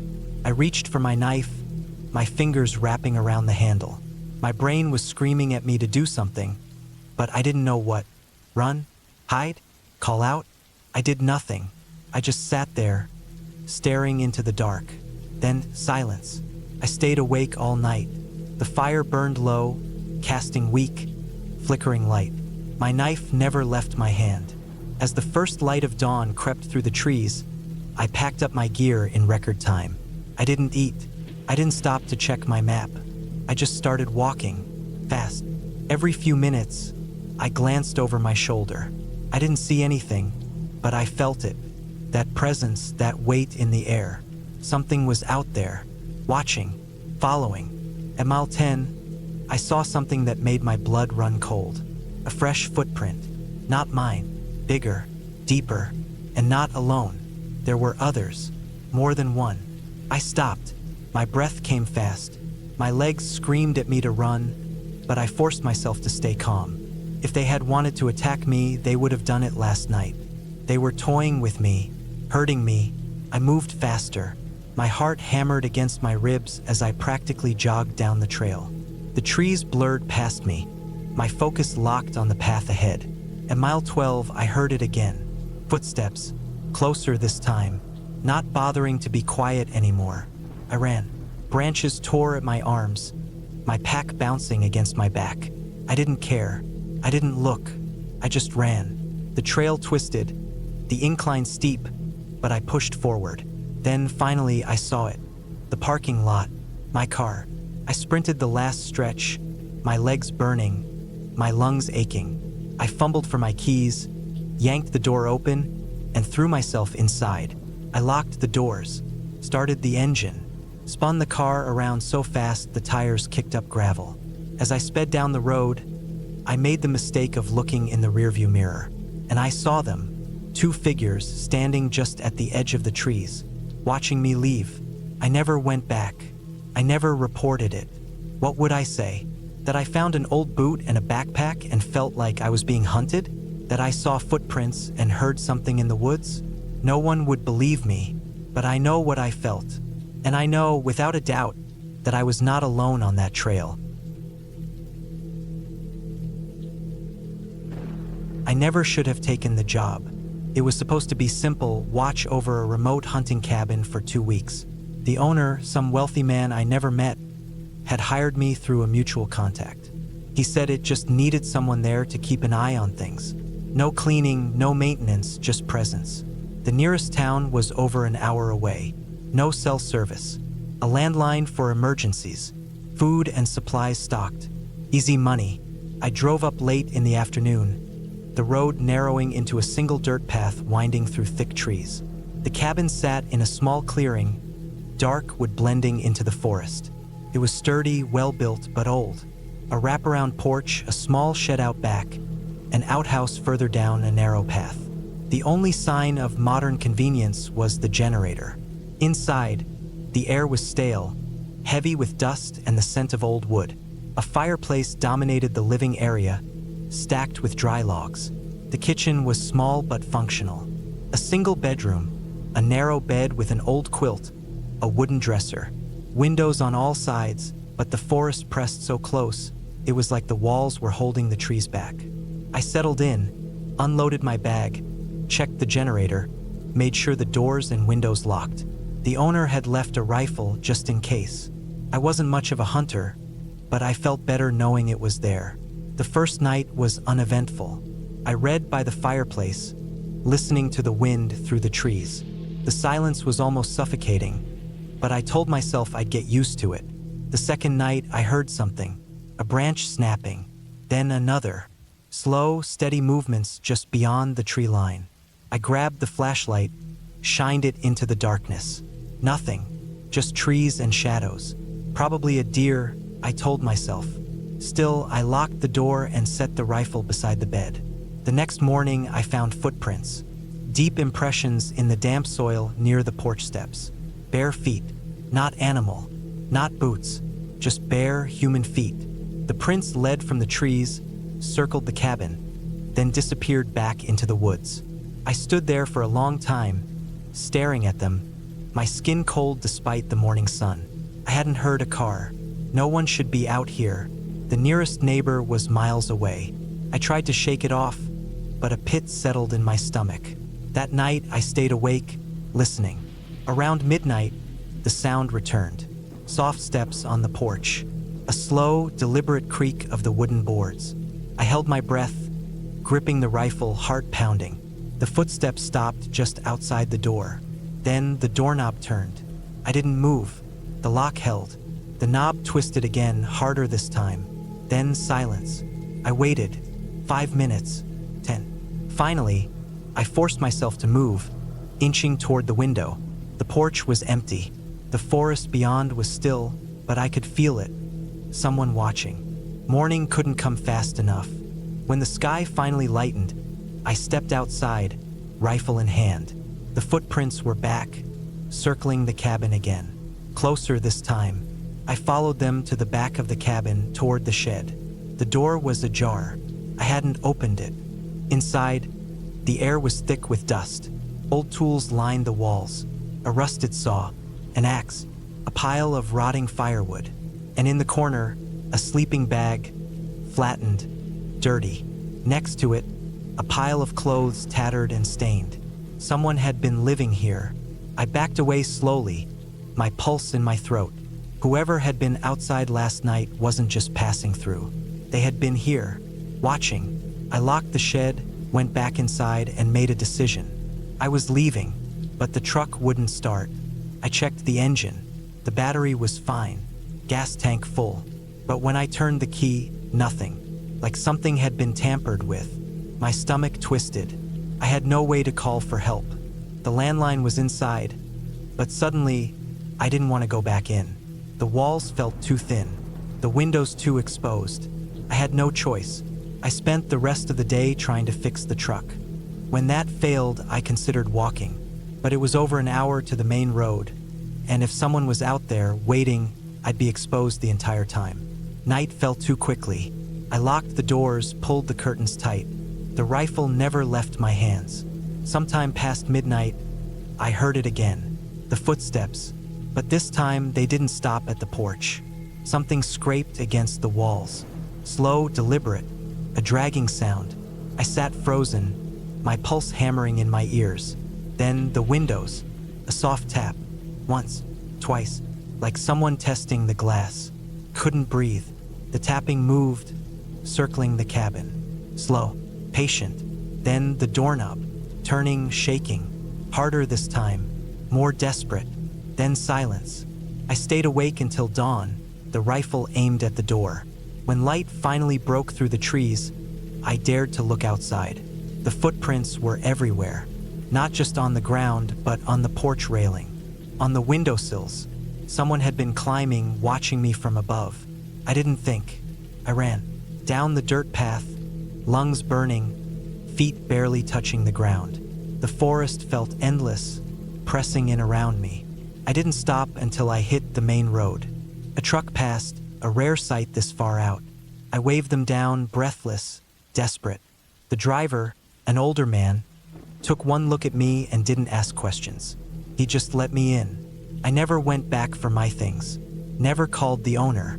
Whatever was out there, it wanted me to stay, and I wasn't gonna wait and find out why. Sometimes at night, I still hear it. A slow tap on the window, a creak of wood outside my door. I tell myself it's just the wind, but I don't believe it.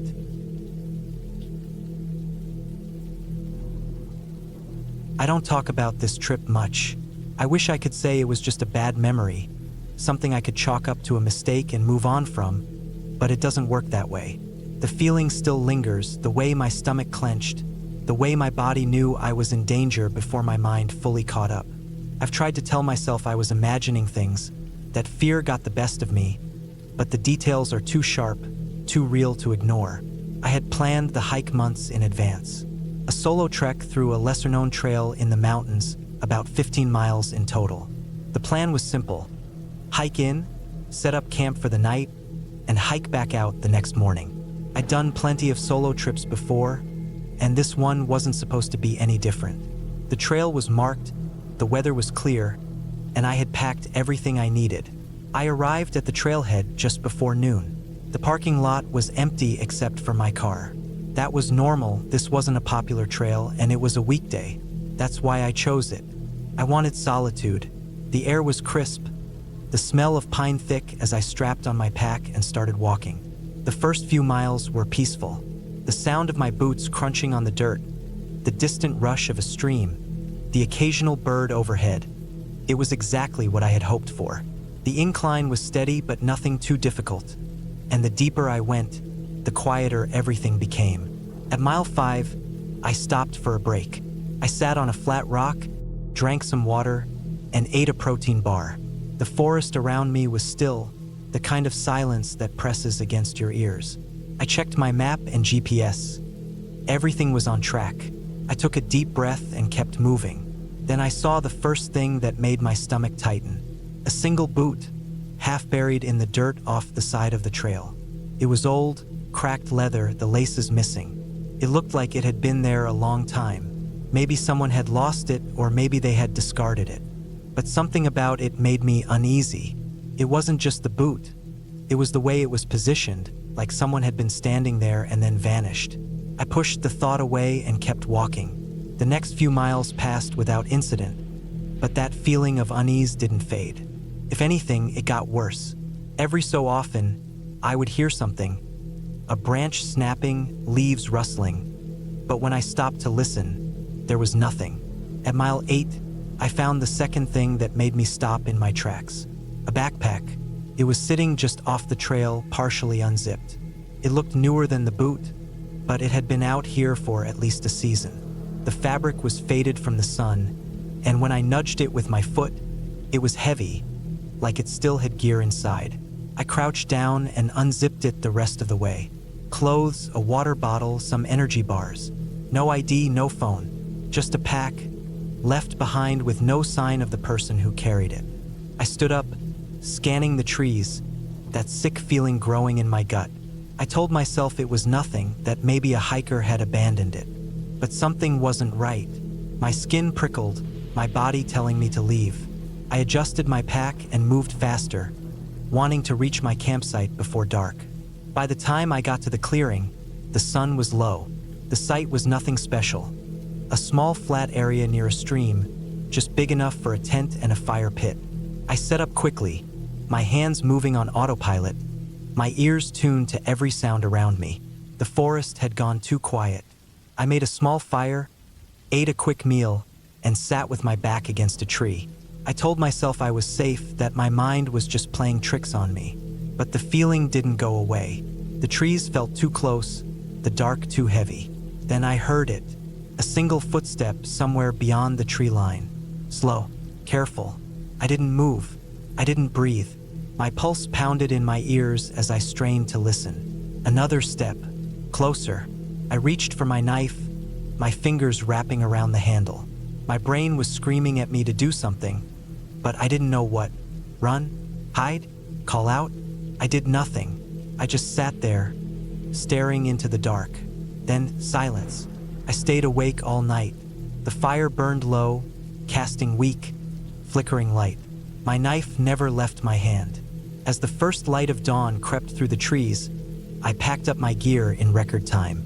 I didn't eat. I didn't stop to check my map. I just started walking, fast. Every few minutes, I glanced over my shoulder. I didn't see anything, but I felt it. That presence, that weight in the air. Something was out there, watching, following. At mile 10, I saw something that made my blood run cold. A fresh footprint. Not mine. Bigger, deeper, and not alone. There were others. More than one. I stopped. My breath came fast. My legs screamed at me to run, but I forced myself to stay calm. If they had wanted to attack me, they would have done it last night. They were toying with me, hurting me. I moved faster. My heart hammered against my ribs as I practically jogged down the trail. The trees blurred past me. My focus locked on the path ahead. At mile 12, I heard it again. Footsteps. Closer this time. Not bothering to be quiet anymore. I ran. Branches tore at my arms. My pack bouncing against my back. I didn't care. I didn't look. I just ran. The trail twisted. The incline steep, but I pushed forward. Then finally I saw it. The parking lot. My car.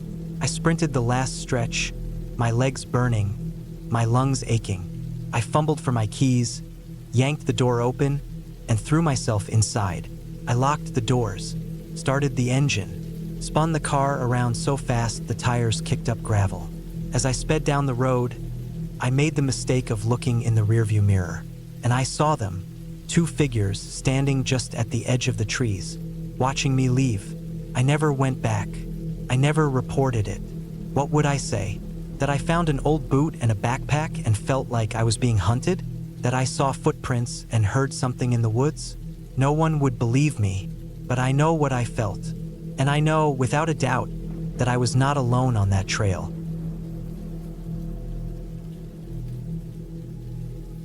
I don't talk about this trip much. I wish I could say it was just a bad memory, something I could chalk up to a mistake and move on from, but it doesn't work that way. The feeling still lingers, the way my stomach clenched, the way my body knew I was in danger before my mind fully caught up. I've tried to tell myself I was imagining things, that fear got the best of me, but the details are too sharp, too real to ignore. I had planned the hike months in advance. A solo trek through a lesser-known trail in the mountains, about 15 miles in total. The plan was simple. Hike in, set up camp for the night, and hike back out the next morning. I'd done plenty of solo trips before, and this one wasn't supposed to be any different. The trail was marked, the weather was clear, and I had packed everything I needed. I arrived at the trailhead just before noon. The parking lot was empty except for my car. That was normal. This wasn't a popular trail, and it was a weekday. That's why I chose it. I wanted solitude. The air was crisp, the smell of pine thick as I strapped on my pack and started walking. The first few miles were peaceful. The sound of my boots crunching on the dirt, the distant rush of a stream, the occasional bird overhead. It was exactly what I had hoped for. The incline was steady but nothing too difficult, and the deeper I went, the quieter everything became. At mile 5, I stopped for a break. I sat on a flat rock, drank some water, and ate a protein bar. The forest around me was still, the kind of silence that presses against your ears. I checked my map and GPS. Everything was on track. I took a deep breath and kept moving. Then I saw the first thing that made my stomach tighten. A single boot, half buried in the dirt off the side of the trail. It was old, cracked leather, the laces missing. It looked like it had been there a long time. Maybe someone had lost it, or maybe they had discarded it. But something about it made me uneasy. It wasn't just the boot. It was the way it was positioned, like someone had been standing there and then vanished. I pushed the thought away and kept walking. The next few miles passed without incident, but that feeling of unease didn't fade. If anything, it got worse. Every so often, I would hear something, a branch snapping, leaves rustling. But when I stopped to listen, there was nothing. At mile 8, I found the second thing that made me stop in my tracks. A backpack. It was sitting just off the trail, partially unzipped. It looked newer than the boot, but it had been out here for at least a season. The fabric was faded from the sun, and when I nudged it with my foot, it was heavy, like it still had gear inside. I crouched down and unzipped it the rest of the way. Clothes, a water bottle, some energy bars. No ID, no phone. Just a pack, left behind with no sign of the person who carried it. I stood up, scanning the trees, that sick feeling growing in my gut. I told myself it was nothing, that maybe a hiker had abandoned it. But something wasn't right. My skin prickled, my body telling me to leave. I adjusted my pack and moved faster, wanting to reach my campsite before dark. By the time I got to the clearing, the sun was low. The site was nothing special. A small flat area near a stream, just big enough for a tent and a fire pit. I set up quickly, my hands moving on autopilot, my ears tuned to every sound around me. The forest had gone too quiet. I made a small fire, ate a quick meal, and sat with my back against a tree. I told myself I was safe, that my mind was just playing tricks on me. But the feeling didn't go away. The trees felt too close, the dark too heavy. Then I heard it, a single footstep somewhere beyond the tree line. Slow, careful. I didn't move. I didn't breathe. My pulse pounded in my ears as I strained to listen. Another step, closer. I reached for my knife, my fingers wrapping around the handle. My brain was screaming at me to do something, but I didn't know what. Run? Hide? Call out? I did nothing. I just sat there, staring into the dark. Then silence. I stayed awake all night. The fire burned low, casting weak, flickering light. My knife never left my hand. As the first light of dawn crept through the trees, I packed up my gear in record time. I didn't eat. I didn't stop to check my map. I just started walking, fast. Every few minutes, I glanced over my shoulder. I didn't see anything, but I felt it. That presence, that weight in the air. Something was out there, watching, following. At mile 10, I saw something that made my blood run cold. A fresh footprint, not mine, bigger, deeper, and not alone. There were others, more than one. I stopped. My breath came fast. My legs screamed at me to run, but I forced myself to stay calm. If they had wanted to attack me, they would have done it last night. They were toying with me, hurting me. I moved faster. My heart hammered against my ribs as I practically jogged down the trail. The trees blurred past me. My focus locked on the path ahead. At mile 12, I heard it again. Footsteps, closer this time, not bothering to be quiet anymore. I ran. Branches tore at my arms, my pack bouncing against my back. I didn't care. I didn't look. I just ran. The trail twisted, the incline steep, but I pushed forward. Then finally I saw it. The parking lot, my car. I sprinted the last stretch, my legs burning, my lungs aching. I fumbled for my keys, yanked the door open, and threw myself inside. I locked the doors, started the engine, spun the car around so fast the tires kicked up gravel. As I sped down the road, I made the mistake of looking in the rearview mirror, and I saw them, two figures standing just at the edge of the trees, watching me leave. I never went back. I never reported it. What would I say? That I found an old boot and a backpack and felt like I was being hunted? That I saw footprints and heard something in the woods? No one would believe me, but I know what I felt. And I know, without a doubt, that I was not alone on that trail. I don't like remembering what happened in that cabin, but sometimes it comes back in pieces. Sounds, smells, little details I wish I could forget. The weight of the air that night, the feeling that something was just outside, watching. It wasn't a ghost. It wasn't some made-up monster. It was real, and I was there. I rented the cabin for a full week, hoping for a quiet escape. Work had been draining, and I needed to get away from everything: noise, people, responsibilities.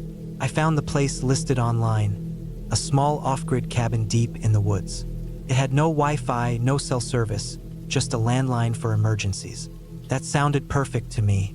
The drive there was long, nearly 3 hours from the nearest town. The last part of the trip was rough.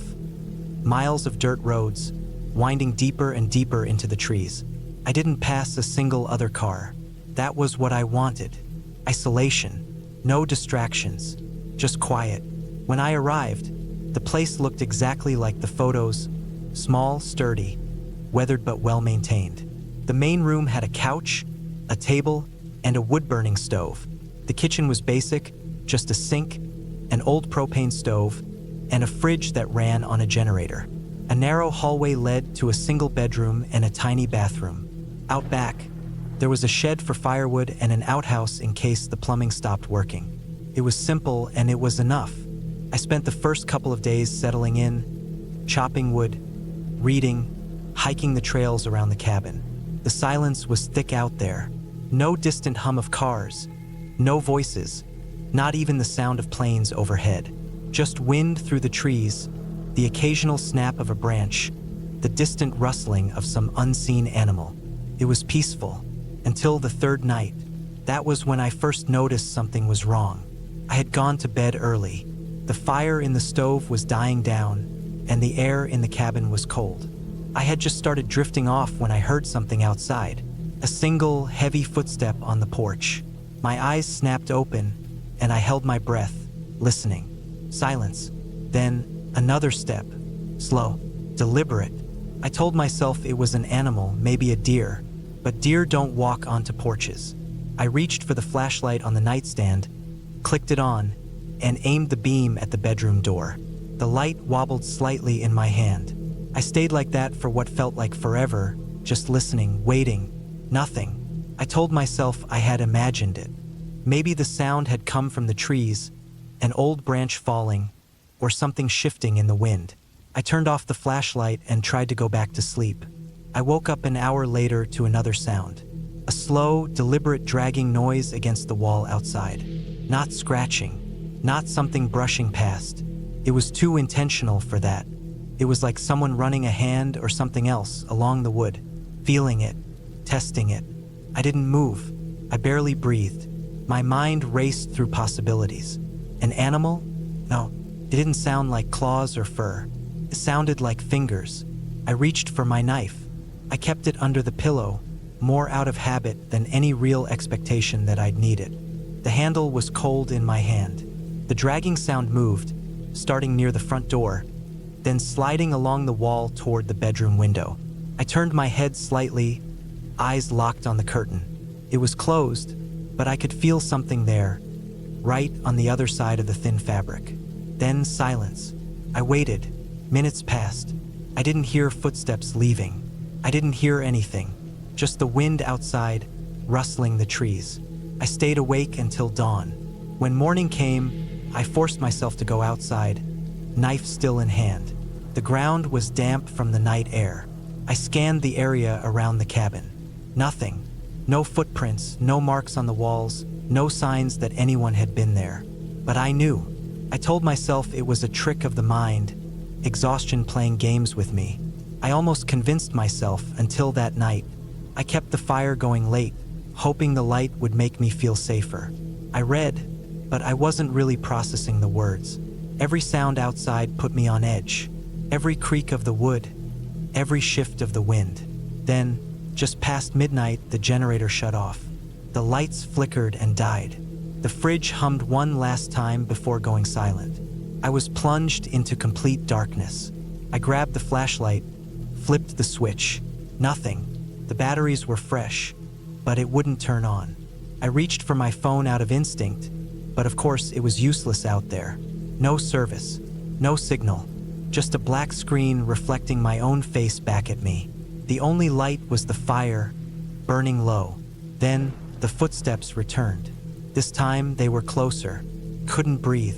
The sound wasn't coming from the porch. It was inside. Slow, heavy steps moving across the wooden floor. I sat frozen, my fingers wrapped so tightly around the knife that my hand ached. The steps stopped just outside the bedroom door. I couldn't see anything. I couldn't move. My mind screamed at me to run, to do something, but all I could do was sit there, gripping that useless knife like it would save me. Minutes passed, maybe hours. I don't know. But eventually, the sound of the footsteps faded. When the sun rose, I forced myself to move. My body was stiff, sore from sitting in the same position all night. The generator was still off, but I didn't care. I packed my bag, grabbed my keys, and ran to the truck. I didn't stop driving until I was back in town. I didn't look in the rearview mirror. I didn't check my phone until I was safely in a diner, surrounded by people, the smell of coffee and grease filling the air. When I finally looked, there was a single message on my phone. Unknown number. One word. Stay. I never went back to that cabin. I never tried to figure out what happened that night. But sometimes, when I'm alone at home, I swear I hear it again. The slow, deliberate sound of footsteps on the floor. And I know it never really left.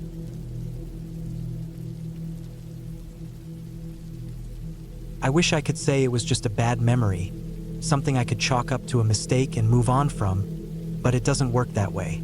The feeling still lingers, the way my stomach clenched, the way my body knew I was in danger before my mind fully caught up. I've tried to tell myself I was imagining things, that fear got the best of me, but the details are too sharp, too real to ignore. I had planned the hike months in advance. A solo trek through a lesser-known trail in the mountains, about 15 miles in total. The plan was simple. Hike in, set up camp for the night, and hike back out the next morning. I'd done plenty of solo trips before, and this one wasn't supposed to be any different. The trail was marked, the weather was clear, and I had packed everything I needed. I arrived at the trailhead just before noon. The parking lot was empty except for my car. That was normal, this wasn't a popular trail, and it was a weekday. That's why I chose it. I wanted solitude. The air was crisp, the smell of pine thick as I strapped on my pack and started walking. The first few miles were peaceful. The sound of my boots crunching on the dirt, the distant rush of a stream, the occasional bird overhead. It was exactly what I had hoped for. The incline was steady but nothing too difficult, and the deeper I went, the quieter everything became. At mile 5, I stopped for a break. I sat on a flat rock, drank some water, and ate a protein bar. The forest around me was still, the kind of silence that presses against your ears. I checked my map and GPS. Everything was on track.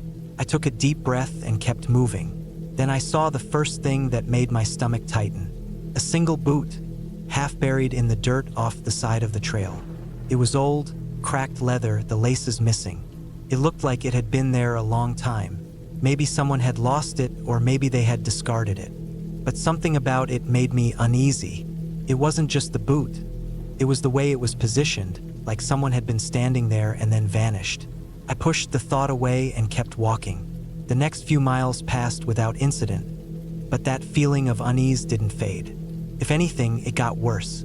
Every so often, I would hear something, a branch snapping, leaves rustling. But when I stopped to listen, there was nothing. At mile 8, I found the second thing that made me stop in my tracks. A backpack. It was sitting just off the trail, partially unzipped. It looked newer than the boot, but it had been out here for at least a season. The fabric was faded from the sun, and when I nudged it with my foot, it was heavy, like it still had gear inside. I crouched down and unzipped it the rest of the way. Clothes, a water bottle, some energy bars. No ID, no phone. Just a pack, left behind with no sign of the person who carried it. I stood up, scanning the trees, that sick feeling growing in my gut. I told myself it was nothing, that maybe a hiker had abandoned it. But something wasn't right. My skin prickled, my body telling me to leave. I adjusted my pack and moved faster, wanting to reach my campsite before dark. By the time I got to the clearing, the sun was low. The site was nothing special. A small flat area near a stream, just big enough for a tent and a fire pit. I set up quickly, my hands moving on autopilot, my ears tuned to every sound around me. The forest had gone too quiet. I made a small fire, ate a quick meal, and sat with my back against a tree. I told myself I was safe, that my mind was just playing tricks on me. But the feeling didn't go away. The trees felt too close, the dark too heavy. Then I heard it, a single footstep somewhere beyond the tree line. Slow, careful. I didn't move. I didn't breathe. My pulse pounded in my ears as I strained to listen. Another step, closer. I reached for my knife, my fingers wrapping around the handle. My brain was screaming at me to do something, but I didn't know what. Run? Hide? Call out? I did nothing. I just sat there, staring into the dark. Then silence.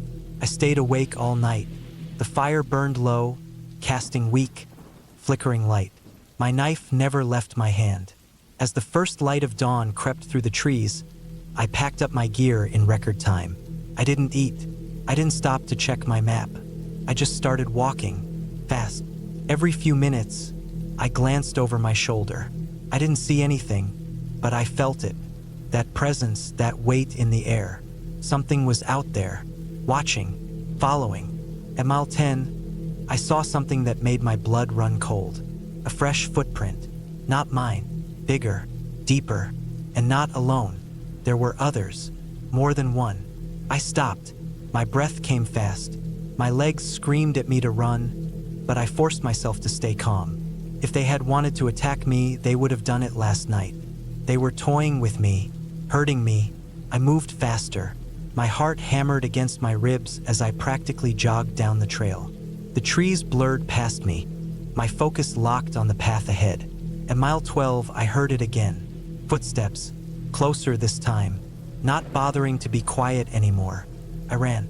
Branches tore at my arms, my pack bouncing against my back. I didn't care. I didn't look. I just ran. The trail twisted, the incline steep, but I pushed forward. Then finally I saw it. The parking lot, my car. I sprinted the last stretch, my legs burning, my lungs aching. I fumbled for my keys, yanked the door open, and threw myself inside. I locked the doors, started the engine, spun the car around so fast the tires kicked up gravel. As I sped down the road, I made the mistake of looking in the rearview mirror, and I saw them, two figures standing just at the edge of the trees, watching me leave. I never went back. I never reported it. What would I say? That I found an old boot and a backpack and felt like I was being hunted? That I saw footprints and heard something in the woods? No one would believe me, but I know what I felt. And I know, without a doubt, that I was not alone on that trail. I never should have gone up there alone. Looking back, I don't know what I was trying to prove. Maybe I just wanted to see if I could do it. Spend a weekend completely alone, deep in the woods, cut off from everything. No phone, no distractions, just me and the silence. It sounded peaceful at the time, but now I know better. Now I know silence isn't always empty. Sometimes it's watching. The cabin belonged to an old friend of mine, someone I hadn't spoken to in years. He used it as a hunting retreat, though I doubted he came up often. When he offered it to me, I barely hesitated. I packed a bag, some food, and a few essentials, then made the 6-hour drive north. By the time I reached the dirt road leading to the property, the sun was sinking low, casting long shadows between the trees. The drive was slow, the road rough and narrow, branches scraping against the sides of my truck. It felt like the forest was closing in. The cabin itself was small but sturdy, tucked between tall pines on a slight hill. There was a front porch, a single window beside the door, and a shed off to the side. Inside, it was simple. A single room with a bed against one wall, a wood-burning stove, a small kitchen area, and a heavy wooden table in the center. The air smelled of old wood and dust, the kind of scent that settles into a place that's been left alone too long. I unloaded my things quickly, wanting to get a fire going before the cold set in. The temperature had already started to drop. I found a stack of split logs in the shed, grabbed a few, and got the fire roaring. The warmth spread fast, pushing back the chill, and for a while, I let myself relax. I ate a quick dinner, sat by the fire with a book, and listened to the crackling wood. The silence outside was thick, the kind that felt heavy, pressing against the cabin walls. It wasn't until later, when I stepped outside to relieve myself, that I felt it for the first time. That subtle, creeping awareness that I wasn't alone. It was nothing obvious, no sound or movement, just a feeling. The trees seemed darker than before, the shadows longer. I tried to shake it off, telling myself I was just jumpy, but I couldn't shake the thought that I was being watched. The hair on my arms stood on end, my body reacting to something my mind couldn't see. I went back inside, locked the door, and shoved a chair under the handle, just in case. That first night, I barely slept. Every small sound sent a spike of adrenaline through me. The crack of settling wood, the wind brushing against the trees, the distant snap of a branch outside. I told myself it was animals, the normal noises of the forest, but I couldn't shake the unease coiling in my stomach. Sometime in the early hours, just before dawn, I heard something new. Not the wind, not an animal. A soft, deliberate sound. Footsteps. They were slow, crunching through the frost-covered ground, moving just beyond the cabin. I held my breath, every muscle in my body locked in place. The fire had burned low, leaving the room in deep shadow. I could just make out the window, the dark outside pressing against the glass. Then the footsteps stopped, right outside the door. I didn't move, didn't breathe. Seconds stretched into minutes, the silence unbearable. I strained my ears, listening. Nothing. Just as I started to think I had imagined it, I heard it again. A long, slow drag of something across the wooden door. Something or someone was out there. I don't remember falling asleep, but at some point, exhaustion must have taken over. When I woke, pale morning light was filtering through the trees. My body ached, stiff from tension and lack of sleep. I forced myself up, heart still hammering as I approached the door. The chair was still in place, the lock untouched. But when I opened it, my stomach dropped. The ground outside was covered in frost, except for one thing: footprints. They led from the trees to my door and then away again, disappearing into the woods. Bare footprints. I swallowed hard, my pulse a dull roar in my ears. I told myself I had two choices: stay or leave. My truck was parked just down the path, not far. I could be gone within minutes, but something kept me there, some mix of stubbornness and fear. If I left now, I'd always wonder. I'd always feel like I ran from something I didn't understand. So I stayed. The day passed slowly. I forced myself to go about things as normally as I could. Chopping firewood, eating, reading, but the feeling never left. That sense of being watched. Every so often, I'd catch movement in my peripheral vision, just beyond the trees. When I turned to look, there was nothing, just empty woods. The second night was worse. I kept the fire high, the light flickering against the cabin walls. I sat at the table, my knife within reach, listening, waiting. For hours, nothing happened. The woods outside were silent, but then, deep in the night, the sounds began. First, the footsteps, soft at first, then heavier, closer. Then came the breathing. It was faint, but I heard it, just outside the window. A slow, measured inhale, exhale. The kind of breath you take when you're standing still. Watching. I didn't move, didn't blink. My hand tightened around the knife. The breathing continued, long and steady, just beyond the glass. And then, a single tap, light, deliberate, fingertip against glass. I don't know how long it went on. Could have been minutes, could have been hours. But at some point, it stopped. The breathing, the tapping, the presence just beyond the window. It all faded into silence. Dawn came cold and gray. I didn't sleep. I barely moved until the sun was fully up, streaming through the trees. Then carefully I opened the door. The footprints were back. This time there were more. They circled the cabin, moving in and out of the trees. Some led toward the shed. Heart hammering, I forced myself to look inside. Empty, but something was wrong. The stack of firewood had shifted, pushed aside like someone had been searching for something. Or hiding. That was it. That was enough. I grabbed my things, threw them into my truck, and peeled out of there as fast as the road allowed. I didn't stop, didn't look back until I was miles away. I never told my friend what happened. Never asked him if he had ever seen anything strange up there. I didn't want to know. Sometimes, though, I dream about it. About the sound of slow footsteps in the frost. About that long, steady breath against the window. About what might have happened if I had opened the door. And worse, about what might still be up there, waiting for someone else to come looking for silence. I want to rent the cabin. It was my brother's idea. He thought it would be good for me to get away for a while, clear my head. I had just gone through a rough breakup, lost my job, and was barely sleeping. Go up there, take a few days to yourself, he said. No distractions, just peace and quiet. The cabin was deep in the woods, about 30 miles from the nearest town. It belonged to a guy my brother knew, some old friend from college who had built it himself. It had no Wi-Fi, no cell service, just a landline for emergencies. That was fine with me. I wanted to be alone. I arrived late in the afternoon. The road leading up to the cabin was rough, just dirt and gravel, with thick trees pressing in from both sides. The sun was getting low, casting long shadows. The cabin itself was small, just one floor, a single bedroom, a bathroom, and a main room with a kitchen and living area. It looked solid, though, the wood dark and weathered but well maintained. Inside, it smelled like pine and dust.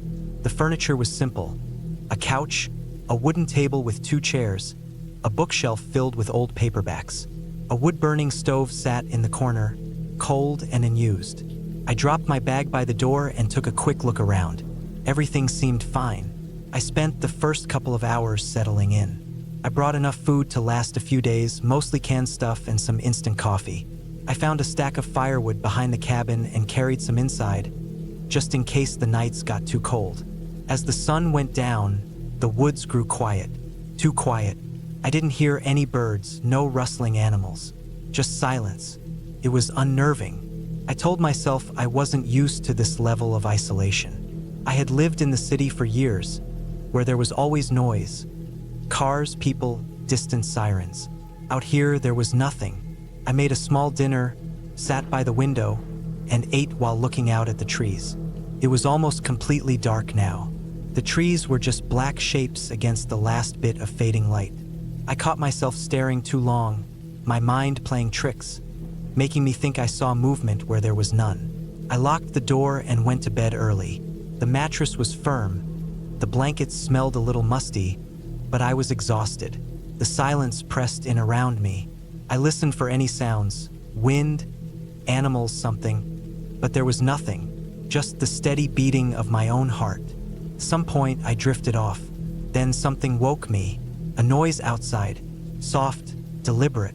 I sat up, heart hammering. I held my breath, straining to listen. It was faint, but it was there, slow, careful footsteps moving through the leaves just outside the cabin. I reached for my phone before remembering there was no service. The landline was in the main room. I had no weapon, nothing but the heavy flashlight I had brought with me. I grabbed it, gripping it tight, and moved as quietly as I could to the window. The darkness outside was thick, but my eyes had adjusted enough to see vague shapes. Trees, the dirt path leading to my truck. Nothing else. Then I saw it. A figure standing at the edge of the tree line. It wasn't moving, just standing there, watching. A chill ran through me. I raised the flashlight, turned it on, and pointed it at the figure. Nothing. No one was there. I scanned the trees, my pulse pounding in my ears. The wind had picked up slightly, rustling the leaves, making everything shift and sway. But I saw no one. I told myself I was imagining things, my mind playing tricks, turning shadows into people. I forced myself to breathe, to step back from the window. I locked it, even though I knew it had been locked already. I went back to bed, but I didn't sleep. Morning came slow.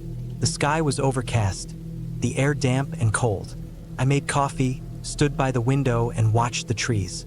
There were no footprints in the dirt outside, no signs that anyone had been there. Maybe I had dreamed it. Maybe I was just on edge from being alone out here. I spent the day trying to keep busy. I read a little, took a short walk around the cabin, even chopped some firewood just to keep myself moving. The feeling of being watched never quite left me, though. Every now and then, I'd glance toward the tree line, expecting to see something. By late afternoon, I decided I had had enough. I didn't want to spend another night here. I packed my bag, grabbed my keys, and stepped outside. Then I stopped. My truck's tires were slashed, for deep cuts, straight across the rubber. No way it was an accident. Someone had done this. Panic surged through me. I turned in a circle, scanning the trees, the cabin, the dirt path leading back to the main road. I saw nothing, heard nothing.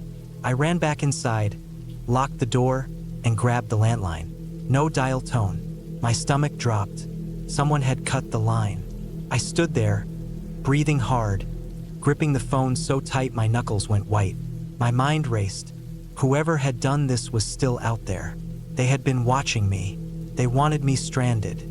I checked the windows again. Nothing but trees. I grabbed the heaviest thing I could find, a rusted old fire poker, and backed into the corner of the main room, facing the door. Then I waited. The sun dipped lower. Shadows stretched across the floor. I stayed frozen, barely breathing, every sound making my skin crawl. Then, just as the last light faded, I heard it. The doorknob rattled. Not the wind, not an accident. Someone was trying to get in. I gripped the fire poker, heart slamming in my chest. The door didn't budge. The lock held, but the handle turned again, harder this time, more insistent. Then silence. I stood there, sweat beading on my forehead. My fingers ached from holding the poker so tight. Minutes passed, maybe an hour. I didn't move. Then a soft sound, a slow, deliberate scratching at the wood. I clenched my jaw, every muscle locked, my mind screaming for this to stop. But it didn't. The scratching continued, slow and steady, like whoever was out there had all the time in the world. Then, just as suddenly as it started, it stopped. Silence. I didn't sleep. I sat in that corner all night, waiting, listening. The hours dragged by, the darkness stretching endlessly. Every few minutes, I thought I heard something. A shift in the leaves, a faint breath against the window. But nothing came. When the first light of morning bled through the trees, I moved. I grabbed my bag, my keys, and stepped outside. The air was cold, still. The trees stood silent. But something was different. Footprints, leading from the tree line to my door. And then, nothing. No prints leading away. Whoever had been here had never left. I ran, down the dirt path past my truck, through the trees. I didn't stop. I didn't look back. I ran until I reached the main road, until I saw a car in the distance.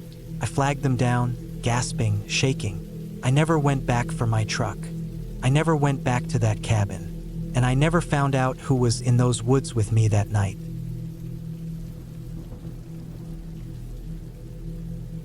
The cabin was supposed to be an escape, a place where I could finally get some peace, clear my head, and figure out what the hell I was doing with my life. It was tucked deep in the woods, miles from the nearest town, and had been sitting empty for years. My uncle owned it, but he hadn't been up here in over a decade. I was the first person to set foot inside since he locked it up and left. The place was simple: one bedroom, a small kitchen, and a wood-burning stove. No electricity, no running water, and definitely no cell service. Just me and the quiet. That was the appeal. I thought being alone out here would help me reset, but almost as soon as I arrived, something felt off. The first thing I noticed was the smell. It wasn't the usual scent of damp wood and dust that I expected. It was something else, faint but sharp like old metal. Rust, maybe. I figured it was coming from the pipes or something left behind in the shed out back. I ignored it and started unpacking. By the time I got a fire going and settled in, the sun was setting. The forest outside was still, almost too still. No wind, no distant sounds of animals moving through the trees. Just silence. I sat by the stove, eating a can of soup, telling myself I was imagining things. It was my first night alone in the middle of nowhere. Of course, I was going to feel uneasy. Then, just as I was getting ready for bed, I heard it, a single heavy thud outside. It wasn't an animal. Too heavy, too deliberate. My body tensed, and I held my breath, waiting for another sound. Nothing, just that thick silence pressing in. I told myself it could have been a tree limb falling, or maybe something shifting in the old shed. I forced myself to brush it off and climbed into bed, keeping my hunting knife close just in case. I didn't sleep well. Every little sound made me jolt awake. The crackling of the fire, the creak of the old wood settling.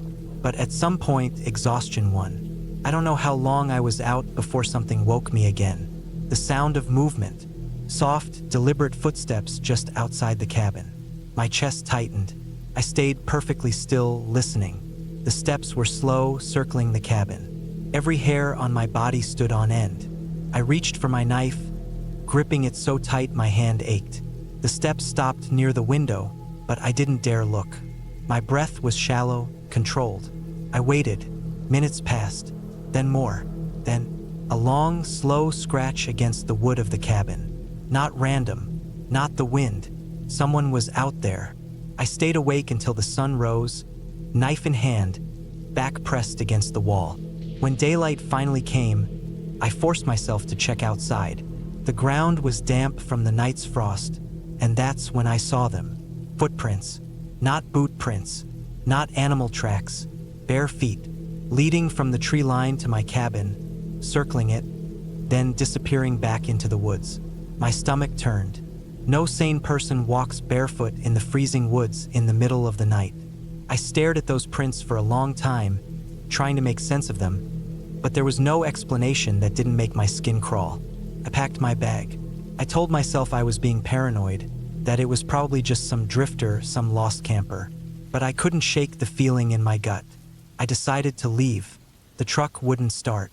I tried again. The engine cranked but didn't turn over. I checked under the hood, but I didn't know what I was looking for. Nothing seemed out of place, but the damn thing wouldn't start. I felt exposed standing out there, like I was being watched. I went back inside, locking the door behind me. My mind raced through my options. I could hike out to the main road, but that was miles away, and I wasn't about to take my chances alone in the woods with whatever had been outside last night. I still had food, still had firewood. I'd wait until morning, then try again. That night, I kept the fire low. I didn't want too much light spilling through the windows. I sat on the floor, back against the wall, knife in my lap, waiting. Then, sometime in the middle of the night, the scratching started again. Slow, deliberate. Not on the walls this time, on the door. Then a soft tap, just once. A single knock. I didn't move. I didn't breathe. The door was locked. The furniture was pushed against it. But I knew, deep in my bones, I wasn't safe. The knock came again, louder this time. And then the voice, low, almost a whisper. Let me in. My body went rigid. The voice wasn't right.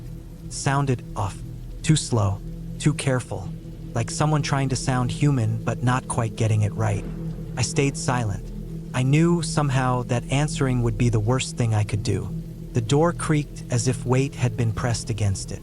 Then, after what felt like an eternity, the steps moved away. I didn't sleep. I didn't move until the sun was high in the sky. When I finally worked up the courage to open the door, the footprints were back. This time, they led from the cabin to the shed out back. The door to the shed was open. I hadn't opened it. I hadn't touched it since I arrived. I didn't check inside. I didn't want to know. I grabbed my bag, my keys, and I ran to the truck. I turned the key, and this time it started on the first try. I didn't look back. I didn't stop until I hit the highway. I never told my uncle what happened.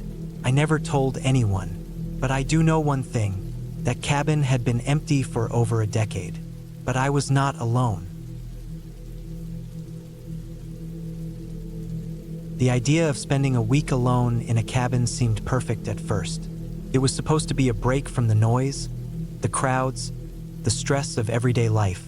Just me, the woods, and silence. I had no reason to think it would be anything else. I found the place through a small listing online. It wasn't the usual touristy kind of rental. No guided trails, no nearby convenience store, no other cabins around. Just a single old wooden structure deep in the woods, about a 20-minute drive from the nearest paved road. That's what I wanted. Isolation. I packed everything I needed.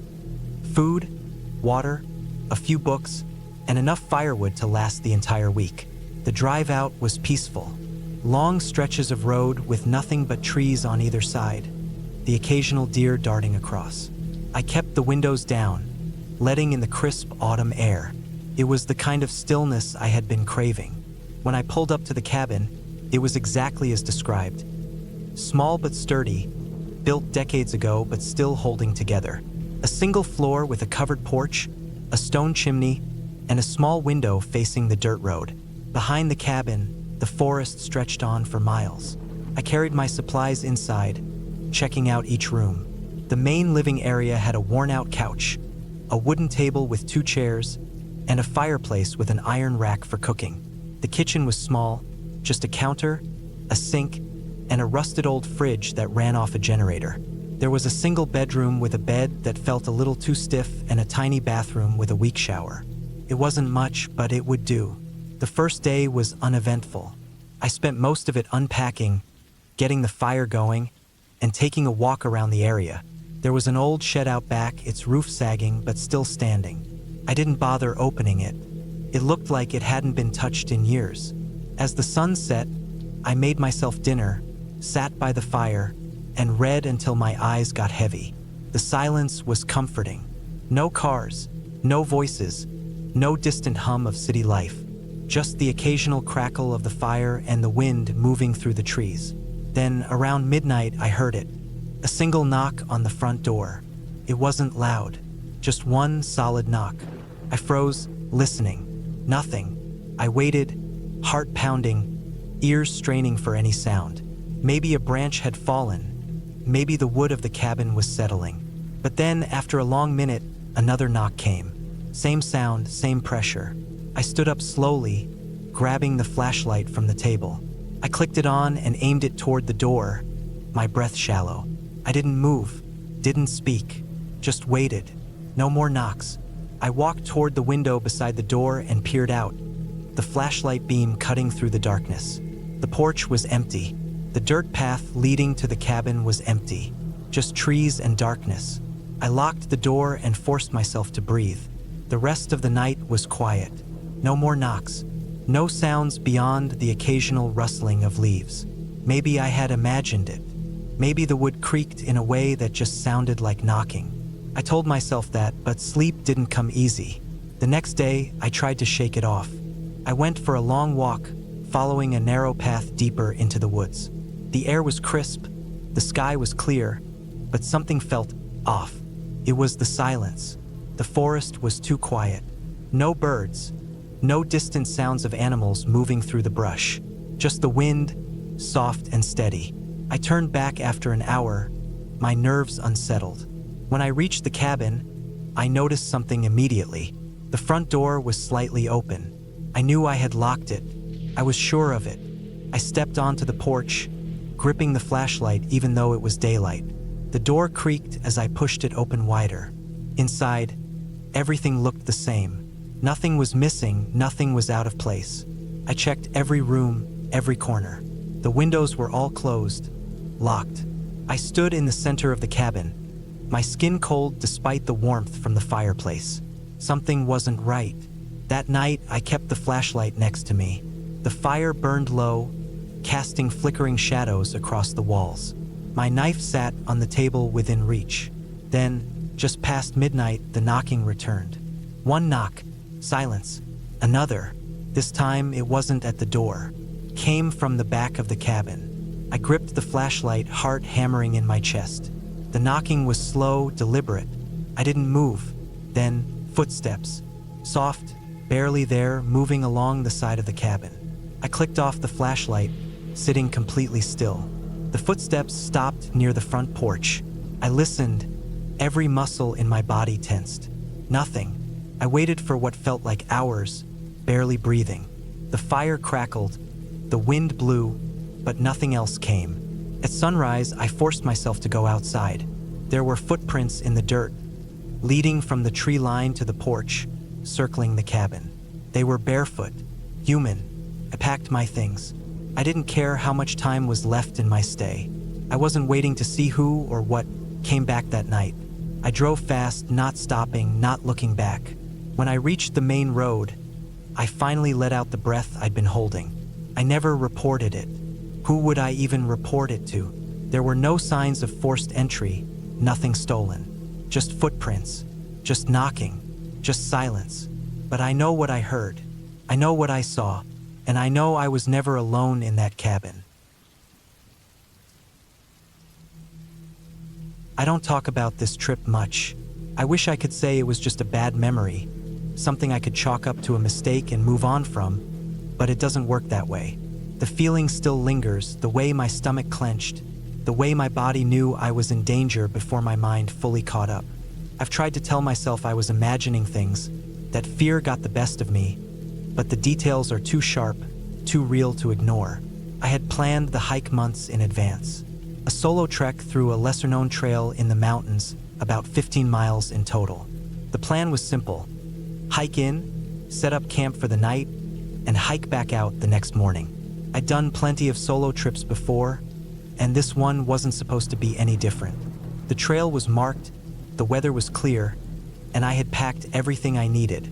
I arrived at the trailhead just before noon. The parking lot was empty except for my car. That was normal. This wasn't a popular trail, and it was a weekday. That's why I chose it. I wanted solitude. The air was crisp, the smell of pine thick as I strapped on my pack and started walking. The first few miles were peaceful. The sound of my boots crunching on the dirt, the distant rush of a stream, the occasional bird overhead. It was exactly what I had hoped for.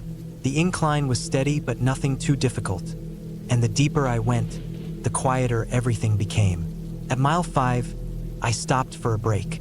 I sat on a flat rock, drank some water, and ate a protein bar.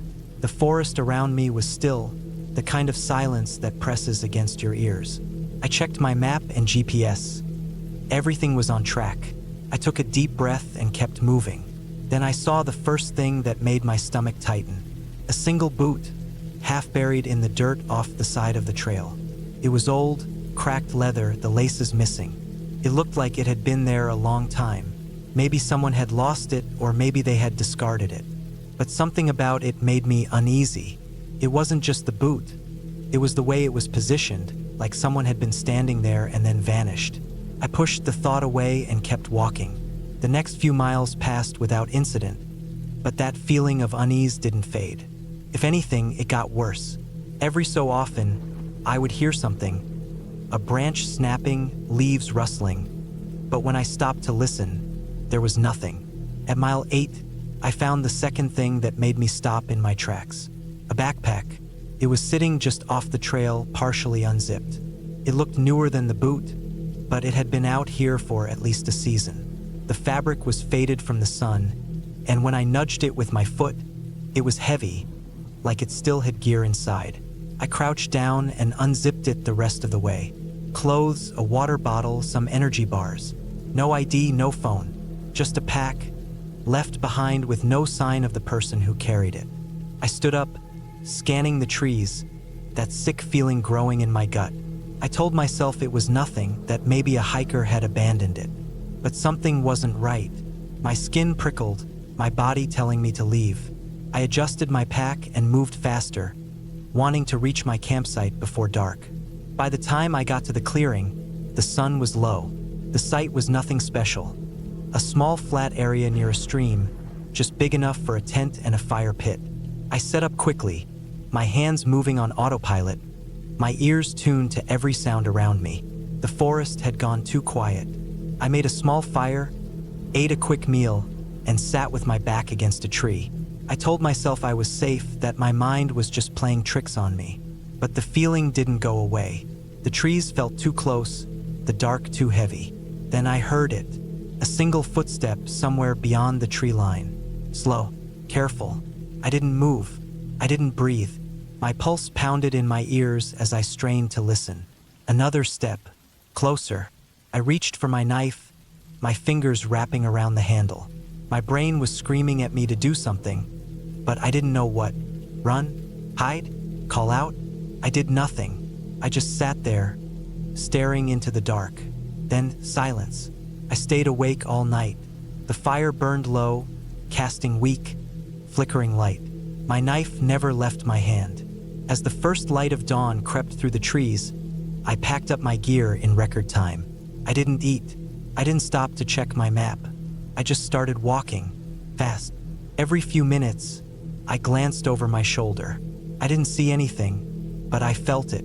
That presence, that weight in the air. Something was out there, watching, following. At mile 10, I saw something that made my blood run cold. A fresh footprint, not mine, bigger, deeper, and not alone. There were others, more than one. I stopped. My breath came fast. My legs screamed at me to run, but I forced myself to stay calm. If they had wanted to attack me, they would have done it last night.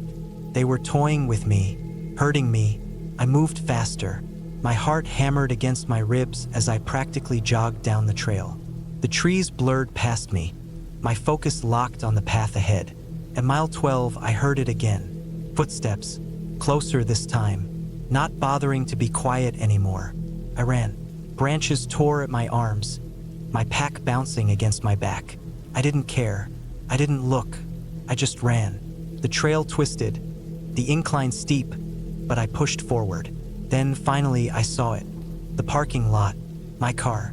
I sprinted the last stretch, my legs burning, my lungs aching.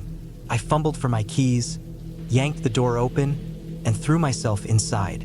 I locked the doors, started the engine, spun the car around so fast the tires kicked up gravel. As I sped down the road, I made the mistake of looking in the rearview mirror, and I saw them, two figures standing just at the edge of the trees, watching me leave. I never went back. I never reported it. What would I say? That I found an old boot and a backpack and felt like I was being hunted? That I saw footprints and heard something in the woods? No one would believe me, but I know what I felt. And I know, without a doubt, that I was not alone on that trail.